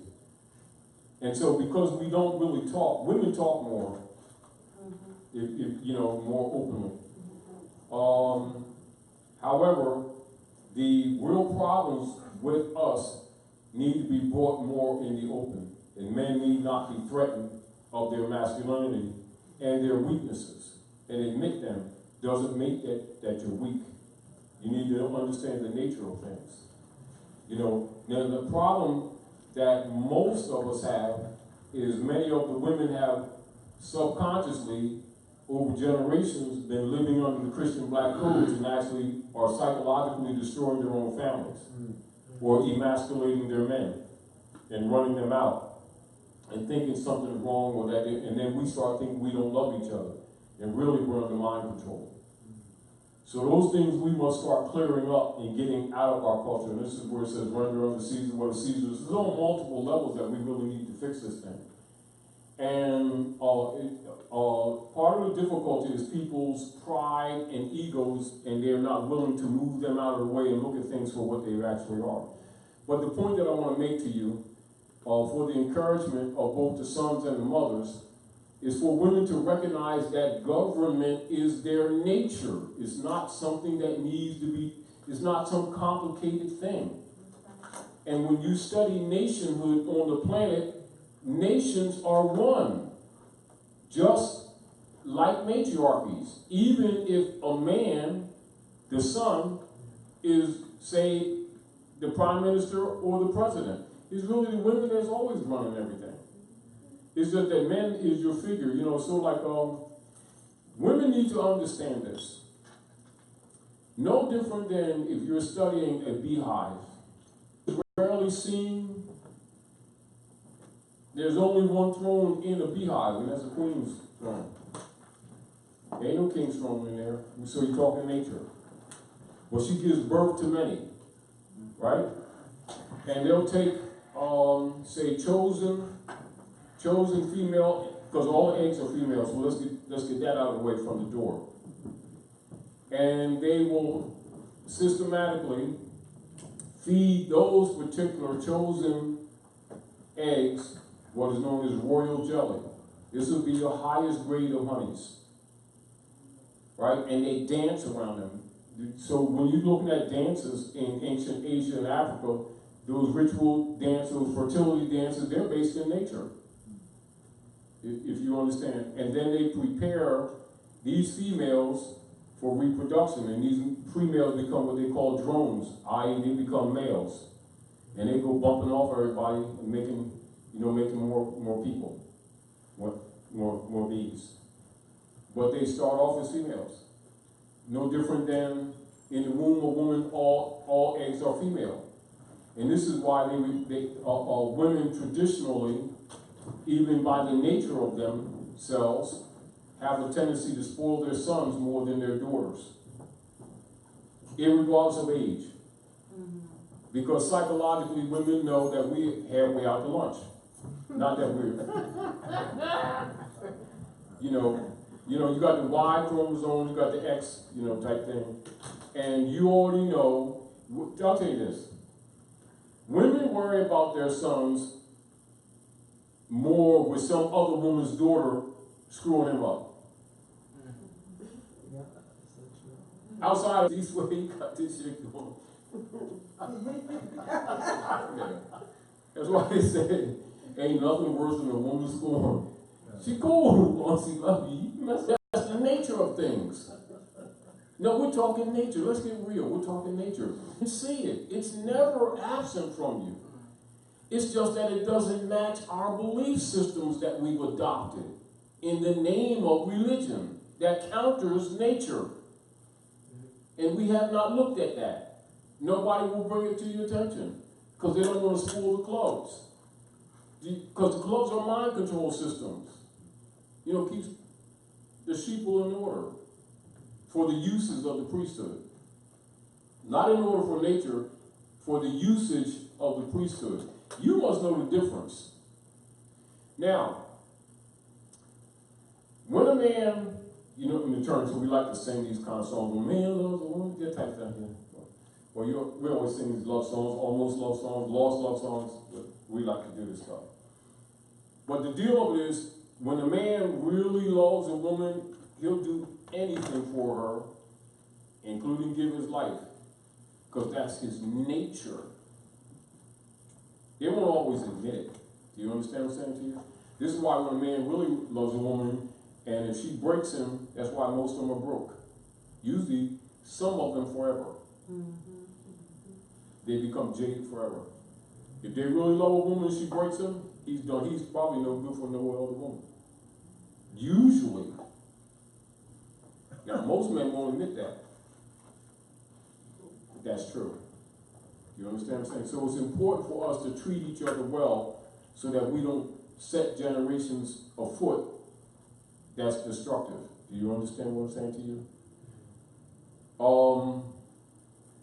But because of training and the way that we've been trained to usury, do you understand what I'm saying to you? We're actually destroying ourselves thinking that we're just doing personal ego things or whatever, however you want to put it. So we got to get back to nature to fix things. Are we clear? Get back to truth of culture. Go ahead, Tamara. Give her give her the mic. I'm getting to you too, brother. I didn't forget you. It's on. It's not.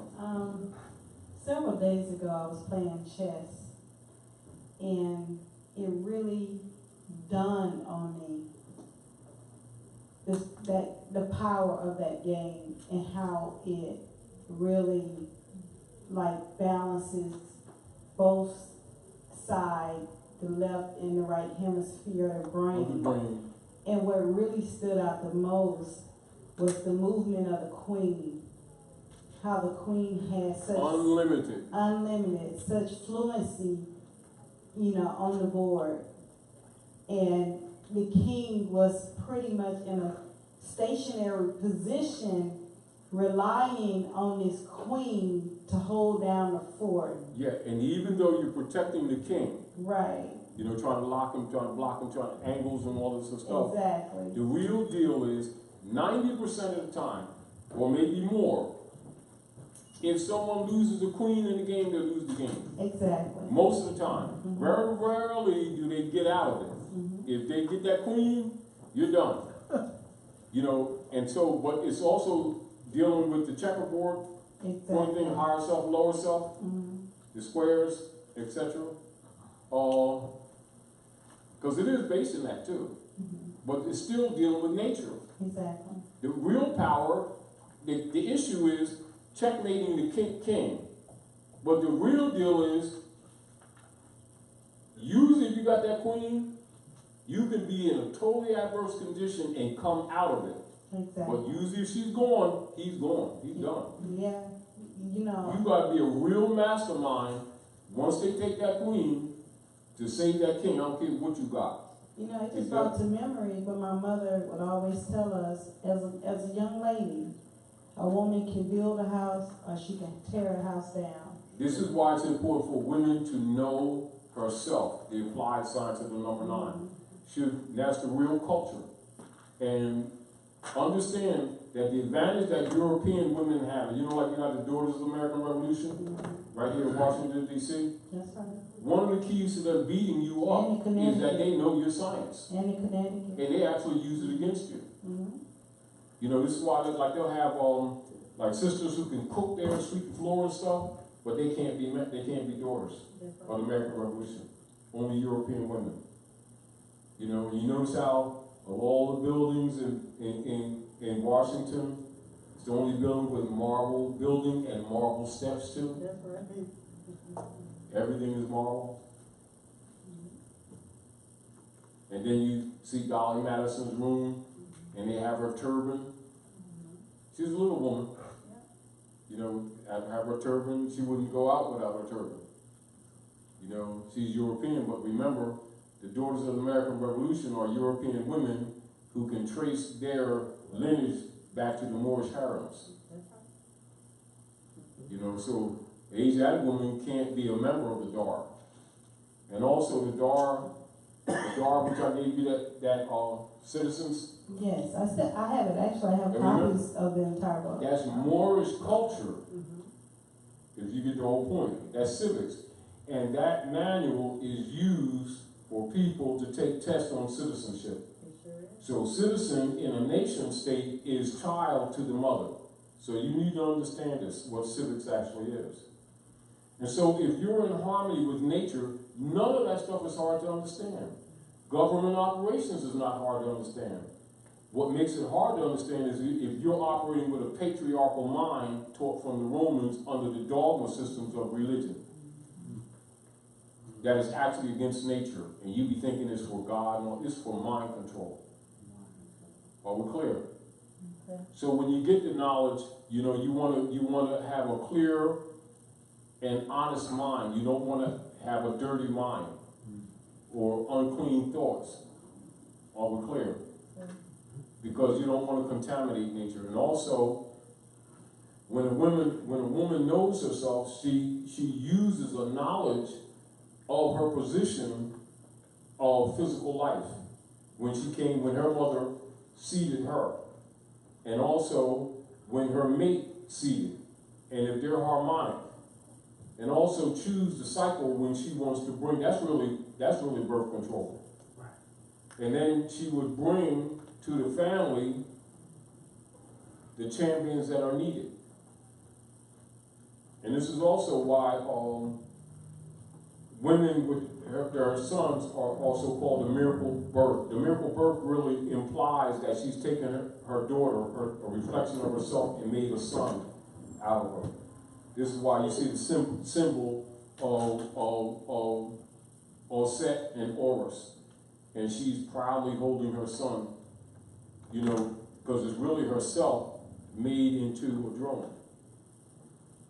If you get the point. For what? For the propagation of the race. And so she's protective of her son because this is her bloodline. She's sending him out to electrify other eggs. And so the women logically want to be protective of their family line. You see? And now the problem we have when women get into this fighting mentality, see, queens will send her sons out to go take other queen's stuff. This is war. But she's really in the background. Do you understand what I'm saying to you? So you need to understand how things have been really working on this planet because you have to fix this thing. Don't get confused because the way you've been trained in dogma systems called religion and keep taking a back seat, thinking that, you know, rulership is a man-son thing. Man is the species. It's your responsibility. Because most of us is messed up because you messed us up. And that's not blaming, that's just telling you how nature works. So if you lack knowledge, what you put out into the world, that's your product. You must start taking responsibility. You know, and that doesn't make you small. It doesn't make you a negative. It makes you responsible. Be responsible. And start looking for outside God images to fix this thing, because they ain't gonna fix shit. You gotta fix it. You know, but you gotta know how nature works. Study yourselves. Know yourself. And know what you put on this earth. You know, in some cultures, ancient, when they had, you know, sons that came out there doing weird and crazy shit to the world, they'll come look for that woman to take her out for bringing that shit on the planet. Well, that's real, but you need to understand what that really means. So you need to know the power of the womb and the responsibilities that go with it. Well, that's it. That's in the Iroquois Constitution. Iroquois. Iroquois Constitution, where it states when a son is in dishonor, such as he may kill someone else, the entire woman heritage must be eliminated. Yeah. If you understand it, it's dealing with, on the surface, based on what we think we understand, that looks like cruel, but what it is preserving civilization. Right. Do you understand what I'm saying to you? Now, of course, with the Romans, one of the ways that they built up their wealth was by falsely accusing women of negatives, then stealing their estates, and then dividing it between the lords, the feudal lords, and the church. That's how the church got their wealth. You know what I mean? And this is why, particularly in North America, they've maintained all over North America cities in their original format of Salam. They'll just say Salem. Right. And anywhere where there's Salem, that they still maintain the names of the attributes of the areas, guarantee you they've murdered a lot of women. Because that's how the church got their wealth. So they see you right. Because remember that in the culture, in the true culture, all inheritances come through women. So the priest will come around and say, oh, she's a witch. Really means wise women, which means you know too damn much. And you didn't fall to the Roman order. You ain't serving the popes of Rome. And then they'll take and torture you. And one of the favorite things would do to put you on a fulcrum, take you to the lake, and keep dipping you in the water. That's where they get waterboarding from. And then make you confess that you got a devil, and of course, what choice do you have? What the hell? And they beat you up, and they took your turban, they turn around and then tie the knot in the front. This is why they do the Aunt Jemima's pancake thing. That's symbolic where they tying down the pineal gland. That's a symbolic. Take your turban and tie the knot here, implying shutting down the pineal gland.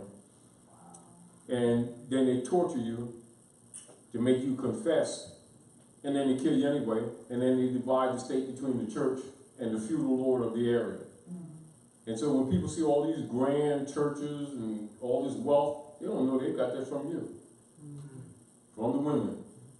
And then the women over periods of time intimidated and also trying to save some of their sons and stuff. You know, we start dividing and stuff, so, or trying to act like they don't care in order to save their sons. This is why a lot of men who don't really understand world history think that some of our women don't love us. And all this stuff is mental warfare, psychic attacks. And so we gotta know the history because we gotta fix this stuff so that we don't get taken out. You know, and not to talk about it is not realistic. Because it's being used against you right now and it's been accelerated. That's right. Do you understand? Again, why we're doing this lesson. You know, so we have to start being honest. And we have to start removing our egos and do what we do for the sake of humanity. And so the things and the secrets that have been held back must be exposed. Are we clear? Are we clear? Clear. Come on with your question, good brother. Give the brother the mic.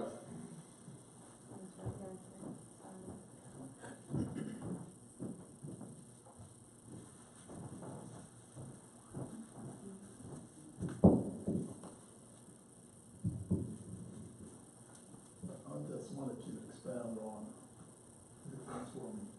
Put the mic up. Say it again. I just wanted you to expound on. Say your mic. I just wanted you to expound on two things that I was going to read. Two short things.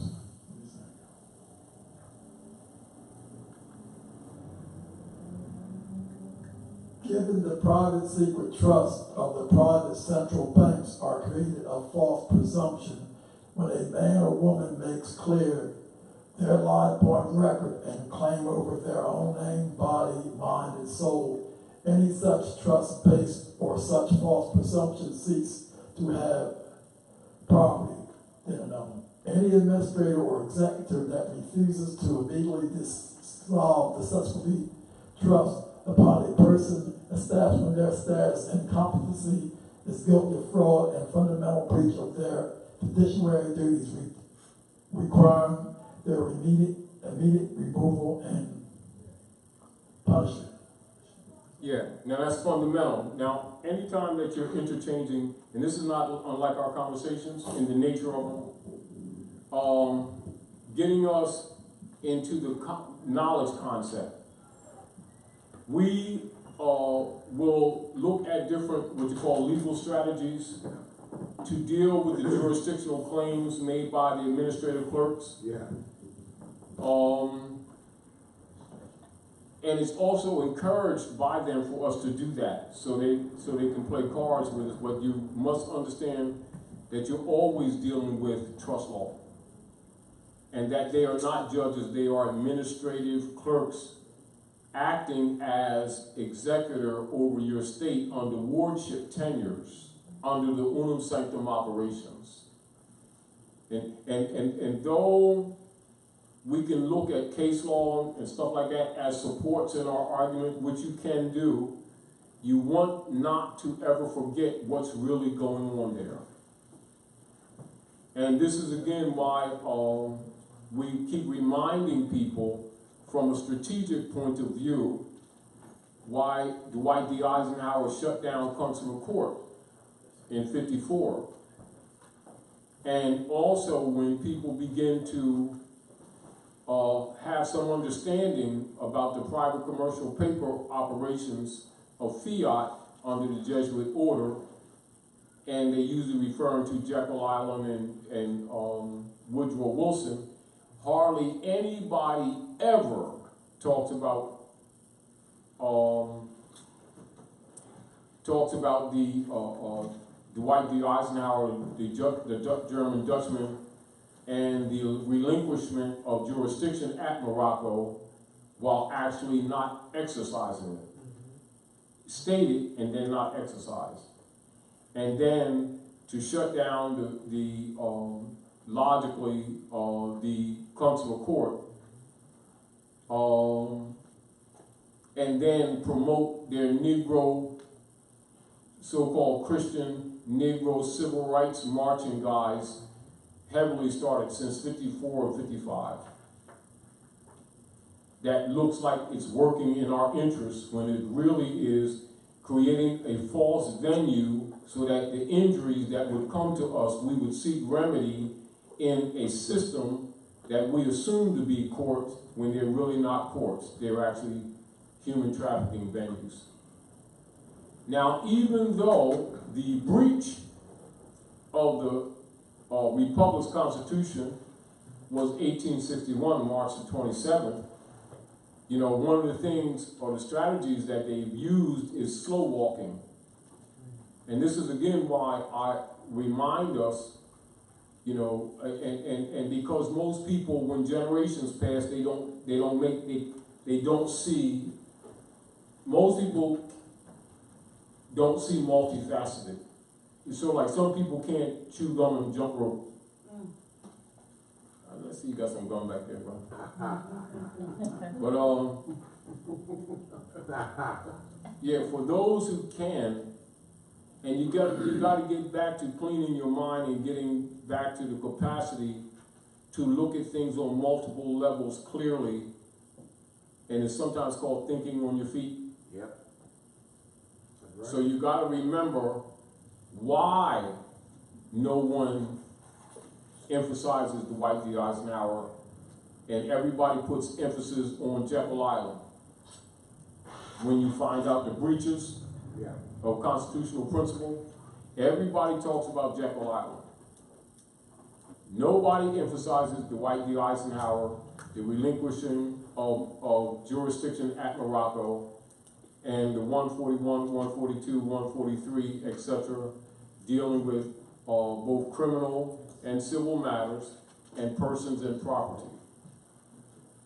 Which of course why I did it in the treaty book, to remind people, knowing the compromise amongst not just the Europeans, but they have a strategy, their war strategy, but the compromise of people among us who know this and won't talk about it. You know, but go ahead, good brother. And that's why Article 3, Section 3, because it's like you said, it's multifaceted layers where one end, they're breaching so many things, but then we're breaching by being in dishonor as well. I'm going to read real quick, Article 3, Section 3. Treason against the United States shall consist only in levying wars against them or in adhering to their enemies, giving them aid and comfort. No person shall be convicted of treason unless, here's the qualifications, on the testimony of 2 witnesses of the same overt act or on confession in open court. So those are the 2 qualifications of treason. And the Congress shall have power to declare punishment of treason, but no attainder of treason shall work corruption of blood or forfeiture except during the life of the person attainted.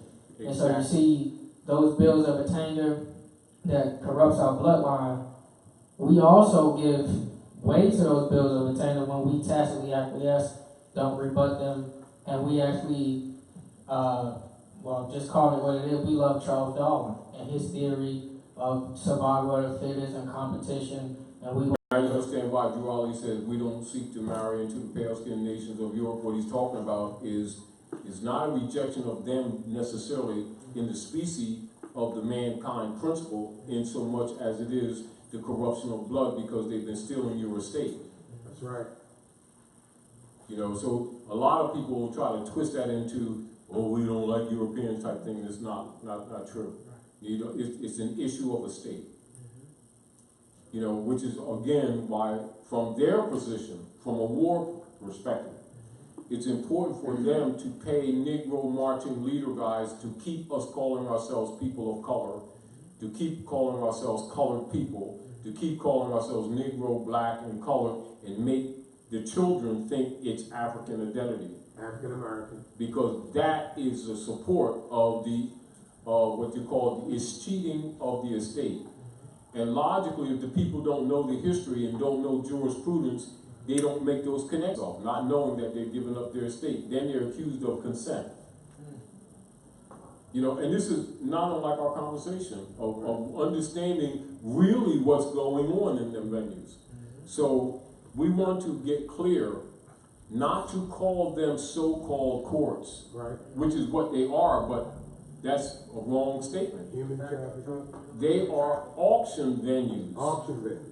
commercial auction venues under feudal law, administered by auctioneers known as administrative clerks, Wow. members of the Barristers Association under the secret treaty of Verona,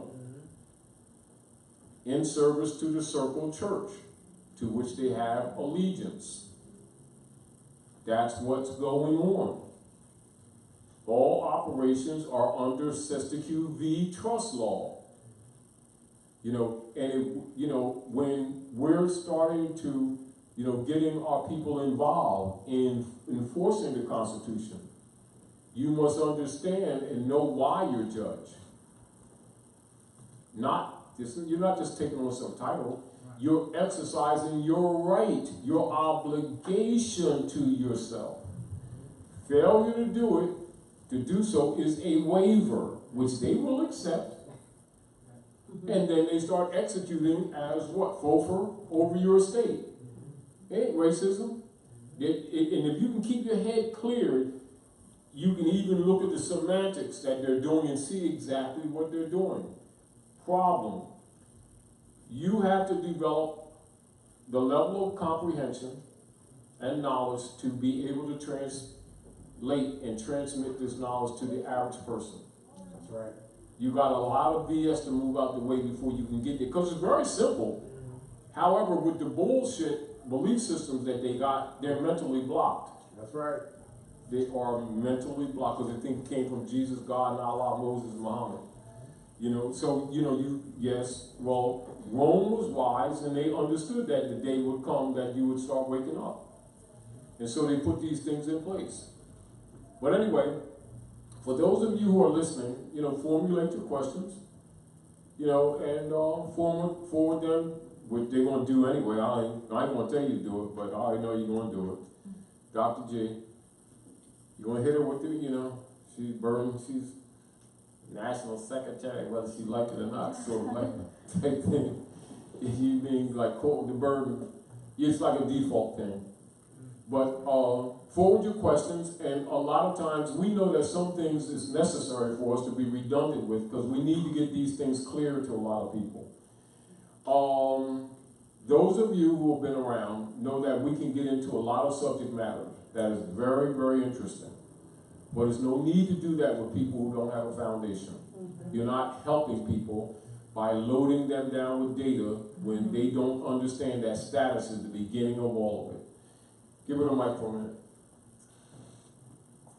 Islam, as we're getting ready to wrap up, Sister Karen and I were having a conversation earlier today, and since we're speaking to this group and universally to, thousands, I know, eventually, I just want to say that I was listening to a program overnight, and Sister Karen and I were talking about the fact that a lot of times we don't focus on things that are very significant. And a lot of people I know have heard about the 5G situation that is upon us and coming to a town near you. But I was listening to a program last night, and it's very important that that becomes one of our agenda items to come against this 5G proliferation, because of the fact that it's already proven that it causes any place they put the towers, there's an increase in the cancers. Rate. There's also an increase, the people who work on the towers, is a high rate of suicide amongst the people actually erecting and working on the 5G towers, because apparently the waves that are being transmitted from 5G have an effect on one's circadian rhythm. And when your circadian rhythm is affected, it's the thing that your body knows when it's nighttime, and so at nighttime it knows to do a certain thing versus daytime hours. Well, 5G interferes with your circadian rhythm, and it makes your body think it's daytime when it should be nighttime, and so your body's doing in the daytime, in the nighttime what it does in the day, and not taking the nighttime, which is a reparative time, to do what it should do. So people are becoming It acts like jet lag. well, okay, and the other thing, the other thing that I found out, and many of us are guilty of this, and myself included. I'm listening to this expert. He said, when you look at your cell phone, because we talk about the blue rays, when you look at it, like that TV right there, that blue light, anything that has a blue light, I bought something that you can put over the various, like a black dot or squares and rectangles to put over things. Because when you look at your cell phone, say that's the last thing you look at before you go to sleep at night, it resets your circadian rhythm. And even though you think you're sleeping, you are sleeping, but your body thinks it's awake. So the things that should be happening at night. So these are kinds of things that we don't hear about a lot. So I'm just appealing to us, you know what I mean? We are all in our cell phones and so forth, but we don't realize that with 5G and even with the 4G, just to be the last thing in the blue light, the level of whatever ultraviolet or whatever is coming through, it affects your look up circadian rhythm, and it's going to get worse. Some countries have banned it, and I think they said the FTC or something, one of these places here in the U.S.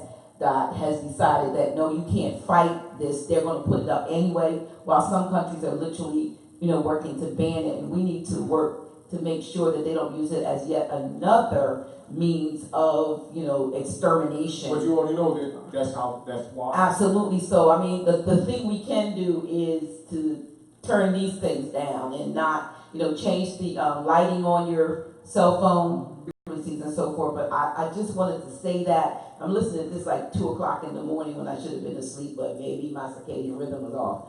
Anyhow, but I'm just saying we don't have to continue in this, and I want to make sure that we put this on as an agenda item for us too. It's just as important as a lot of other things we think are important. This is important because if you're not going to be around here, if these things are going to take us out, then we can't fight this battle. We can't, be a part of this more Shabbat national movement if we're all sick and diseased of the things we think are communications, which I say in closing, raise your vibrations, change what you're eating, and we can go back to communicating the way our ancestors did, mind to mind. Right.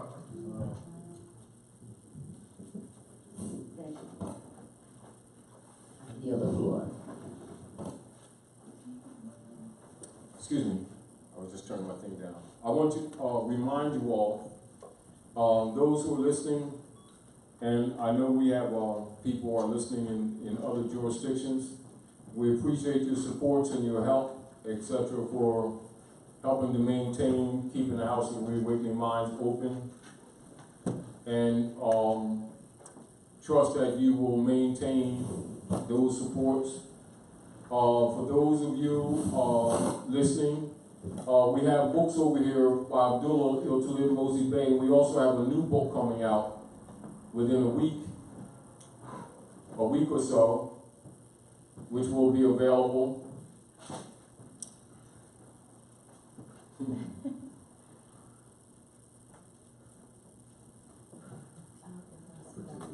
All right, let's come on up here. Islam. Yeah, I got this. This is the Here's the front. this is the front cover. The back cover. And this is the size, 5.5 by 8.5. All right, the book size is the size as you see it, 5.5 by 8.5. How Venus and Moon rules. Thanks to Tara for the title, book cover title.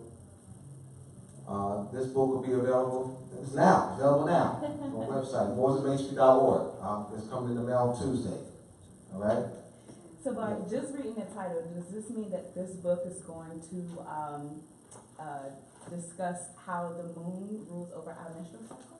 What I go into this book is show how the moon how the moon and Venus, how we develop calendar systems, Okay. all right? And there's the developing system of calculating the moon cycle, calculating the Venus cycle for agricultural purpose. Okay. All right, so that's, I focus more on that Okay. aspect of it. And showing that five-pointed star, the epistemology of the five-pointed star is not that much flat. It's in the sky. It's in the sky. What's the time? There's 500, every 584 days. There's 584 day Venus-Earth conjunction in the 8 Earth years and 13 Venus years. That's the epistemology of the five-pointed star. Yeah. It's the cosmological cycle. So I go into that. The Easter, I explain what Easter is. Easter is the helical rising of Venus, which is between mid-March and mid-April. And that brought about the rain season. The calendar, the Venus calendar, is a very meticulous and ancient calendar that the Mayans have developed that calendar to calculate Venus, to know when to plant and harvest. Because you have to plant at a certain time so you know when to calculate the rain is coming. I go into that. This is the aspect of the book. All right, so and then the devil is just simply a distortion of an ordinary goat. That's all it is. And a fiction created by the priesthood for control purposes. But it was, Yeah. it's not, but it was The created concept. from a goat, though. Yeah, You know what I'm saying? It wasn't created out of thin air. right. The devil, that image, that wasn't created out of thin air. It gets created from an ordinary goat. They took an ordinary goat and made it gory. Why? The goat is an ancient symbol of fertility, Yes. representing the moon because of the crescent-shaped horns. So once again, the devil's not some creation out of thin air. It's a distortion of the goat. That's it. Yes. Distortion of the goat. I love the devil. I love the moon. I'm saying it that way to remove the fear. The fear. And the misrepresentation. All right? So the back cover reads, addressing the political motive of the distorted and corrupted view that the woman and the ancient crescent horn-headed goat misrepresented as the devil are the causes of the world's evil. William Fleming, in 1870, he's the founder of the ancient Arabic order of the Nobles of the Mixed Shrine, now called Shrines International. Yes. He established that in 1870. He took William Fleming, all right, Walter Fleming. Walter Fleming took the Moorish scimitar and placed it above the crescent and star. He did that, not the brothers. The brothers didn't do that. All right? The only thing he will contribute to the Europeans is a distortion. He placed the Moorish scimitar above the crescent and star. When the shrunken woman's head in the five-pointed star. So that's what that does. It represents the subjugation of this ancient knowledge. The Moon Yes. Venus calendar. Behind their backs. Yeah, mocking them. All right? So the scimitar is ours. The crescent star is ours. All right? But once again, the star represents Venus, and the moon represents the crescent moon represents the moon. All right? So I go into, the science of this, and the culture aspect of it. All right? So the book is available now. Go to mooresandmasonry.org. All right, the book is available now. I just don't have it with me. They'll come in the mail on Tuesday. All right. All right? How much it cost? 40 for the book. And this is the size. Once again, 5.5 by 8.5. All right, I have other books over there, Morris and Main Street, the Masonic Conference Square, and I'll be getting some more etymology books and soon. All right. Petty. All right, this is next. Yeah. My question's a little In a previous video, you mentioned that there only exist in this world heirs, trustees, and beneficiaries. So with us making special appearances in the tribunals, can we actually have our trustee act on our behalf rather than us speaking for All ourselves. right, now this is what you would call, and get into this with everybody, a divinity. Sometimes referred to as a divine. Meaning that you don't have to physically be there. Right. This is again why we need to enforce the Constitution, like Drew Ali said. See, we have relinquished our power by having not enforcing the Constitution, like Drew Ali said. Right. See, because to enforce the Constitution, then your nationality card changes in your pocket. You know, people have a nationality card, which is a diversity instrument, has not been used as what it is, a diversity instrument. And Moorish Americans who've been technically nationalized were not, in fact, psychologically nationalized or politically, civically nationalized. And therefore, they were not being recognized by the nations of the earth because they were still violating constitutional principles by the day. They themselves. But the problem is not knowing it. And this is the importance of people really learning civics. Because many people didn't know that they're violating. They think that because they went to the temples, got a nationality card, and proclaimed their nationality card, that they was on. They got their skates on. And and as soon as the problem came up, they had no defense mechanism. And then the compromised persons claiming to be grand sheiks and moderators and chairmen who were put in power to make law and enforce law were doing exactly not that. And so the whole forum for defending Moors and they're still being colored. Yeah. So once you understand those principles, right? You understand that they're claiming to be your trustee. Right. And by virtue, and this is why when you look in the law, and this is why from the beginning, and I think you all can expand on this when you're doing your classes with newcomers. Yeah. Why we go to status, estate, then wardship, then minor and minority. Those are very important for them to look at and analyze because they can actually see the process. Right. However, if no one brings it to their attention, logically they're not thinking. But if they understand that this is how these tribunals are operating, you can sit back and see it taking place. As a matter of fact, they'll take these people in the auction block and they'll say, how many of you in here for tickets and shit? And Viva Fletcher Johnson and Dooba Dooba Dooba Booby and Skinny B, come on up. I'm on the hound. They all come up in line, they line up, and he started making the auctioneers practicing the law from the bench.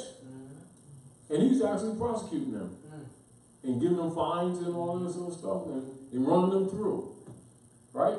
That's right. And they might have 50 or 60 people that they run through on a light day.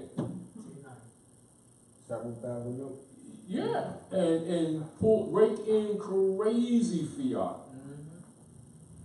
Now, at the end of the day, these are all bundled up and they're securitized. But that's how they generate finance. You understand? Now, when you know the law, they can't do that to you. Now, the other way they can do it is because our people are absent of Article 3 venues. It is our duty to enforce it. But of course, we got to get competent so that we comprehend what we're doing, what we're saying, and hold that person who's really an administrative clerk, since he took an oath to that office, in other words, he's colored, yes, but you bring that venue into the common law venue by what you say. And logically, when they see you going that way, they're going to resist because that's their house in the Poconos. That's Susie's college fees that Susie got that your children want, and they get it all from you. See, so we've got to perfect our civic skills and comprehension of what's going on.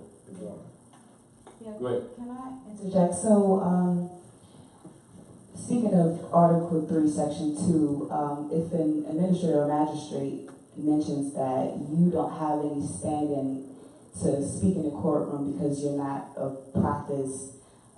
you're not licensed to practice law. All right, I'm going to answer this and then we got to close because we're over time. Now, so what do you already know? Now, what you say to that administrator, you say, the treaty And the Constitution is the supreme law of the land, which keeps you in check, administrative clerk. And the practice of law is everybody's duty. You need no license, and you need not be a member of the Bar Association of England with its expanded branches, some in America. And I'm going to ask you a question. Are you a member of the Bar Association? Right, yes, he is. What the hell are you doing up there? You got to really know what's up, see, so people, because they're playing you. It is the duty to enforce the law. It's not a licensed practice. And your club members don't have a license either. Plus, whatever license that they claim has been extinguished. And since you want to play trustee, you're now assigned, and being the beneficiary, what I want you to do is dismiss all this and compensate me for my time because I missed 2 movies whilst being in here. And then I want you to give me a report on all revenues that came into this building. Wow. That's a heck of a response. Oh, and then give me your business number so I can call your boys, your accountants, called the IRS and shit. And watch them start changing their tune. See, but you don't want to get there. You want to develop a diplomatic way of communication because they're going to get upset because you're freeing their Negro black people who think that they're spiritual Christ people don't know their states. So they're going to be kind of irritated with you because what you do, you use the opportunity to teach by virtue, but you don't do it belligerently. You hold them to their obligation. Anyway, we're going to have to close, and I wish we could, you know how we can go over this. But keep in mind, there is no such thing as a license to practice law. And the ones who've been practicing law have been breaking the law by coming in here being members of the bar. Piracy of the high seas. Yeah, of course they're pirates. All right, so anyway, thank you all for coming out to the House of Reawakening Minds. Thank you for supporting the House of Reawakening Minds. Prepare your questions. Take the notes that we've given you. Do some reference. Do some research. When you come back again, we'll do some more work. All right? And then from the responses that you get, Dr. Naima, we'll maybe, like we did this time, structure the classes according to the structure around the questions that are coming so we can make sure that we bring some cures to the people. Right? Anyway, thank you all. Have a grand evening.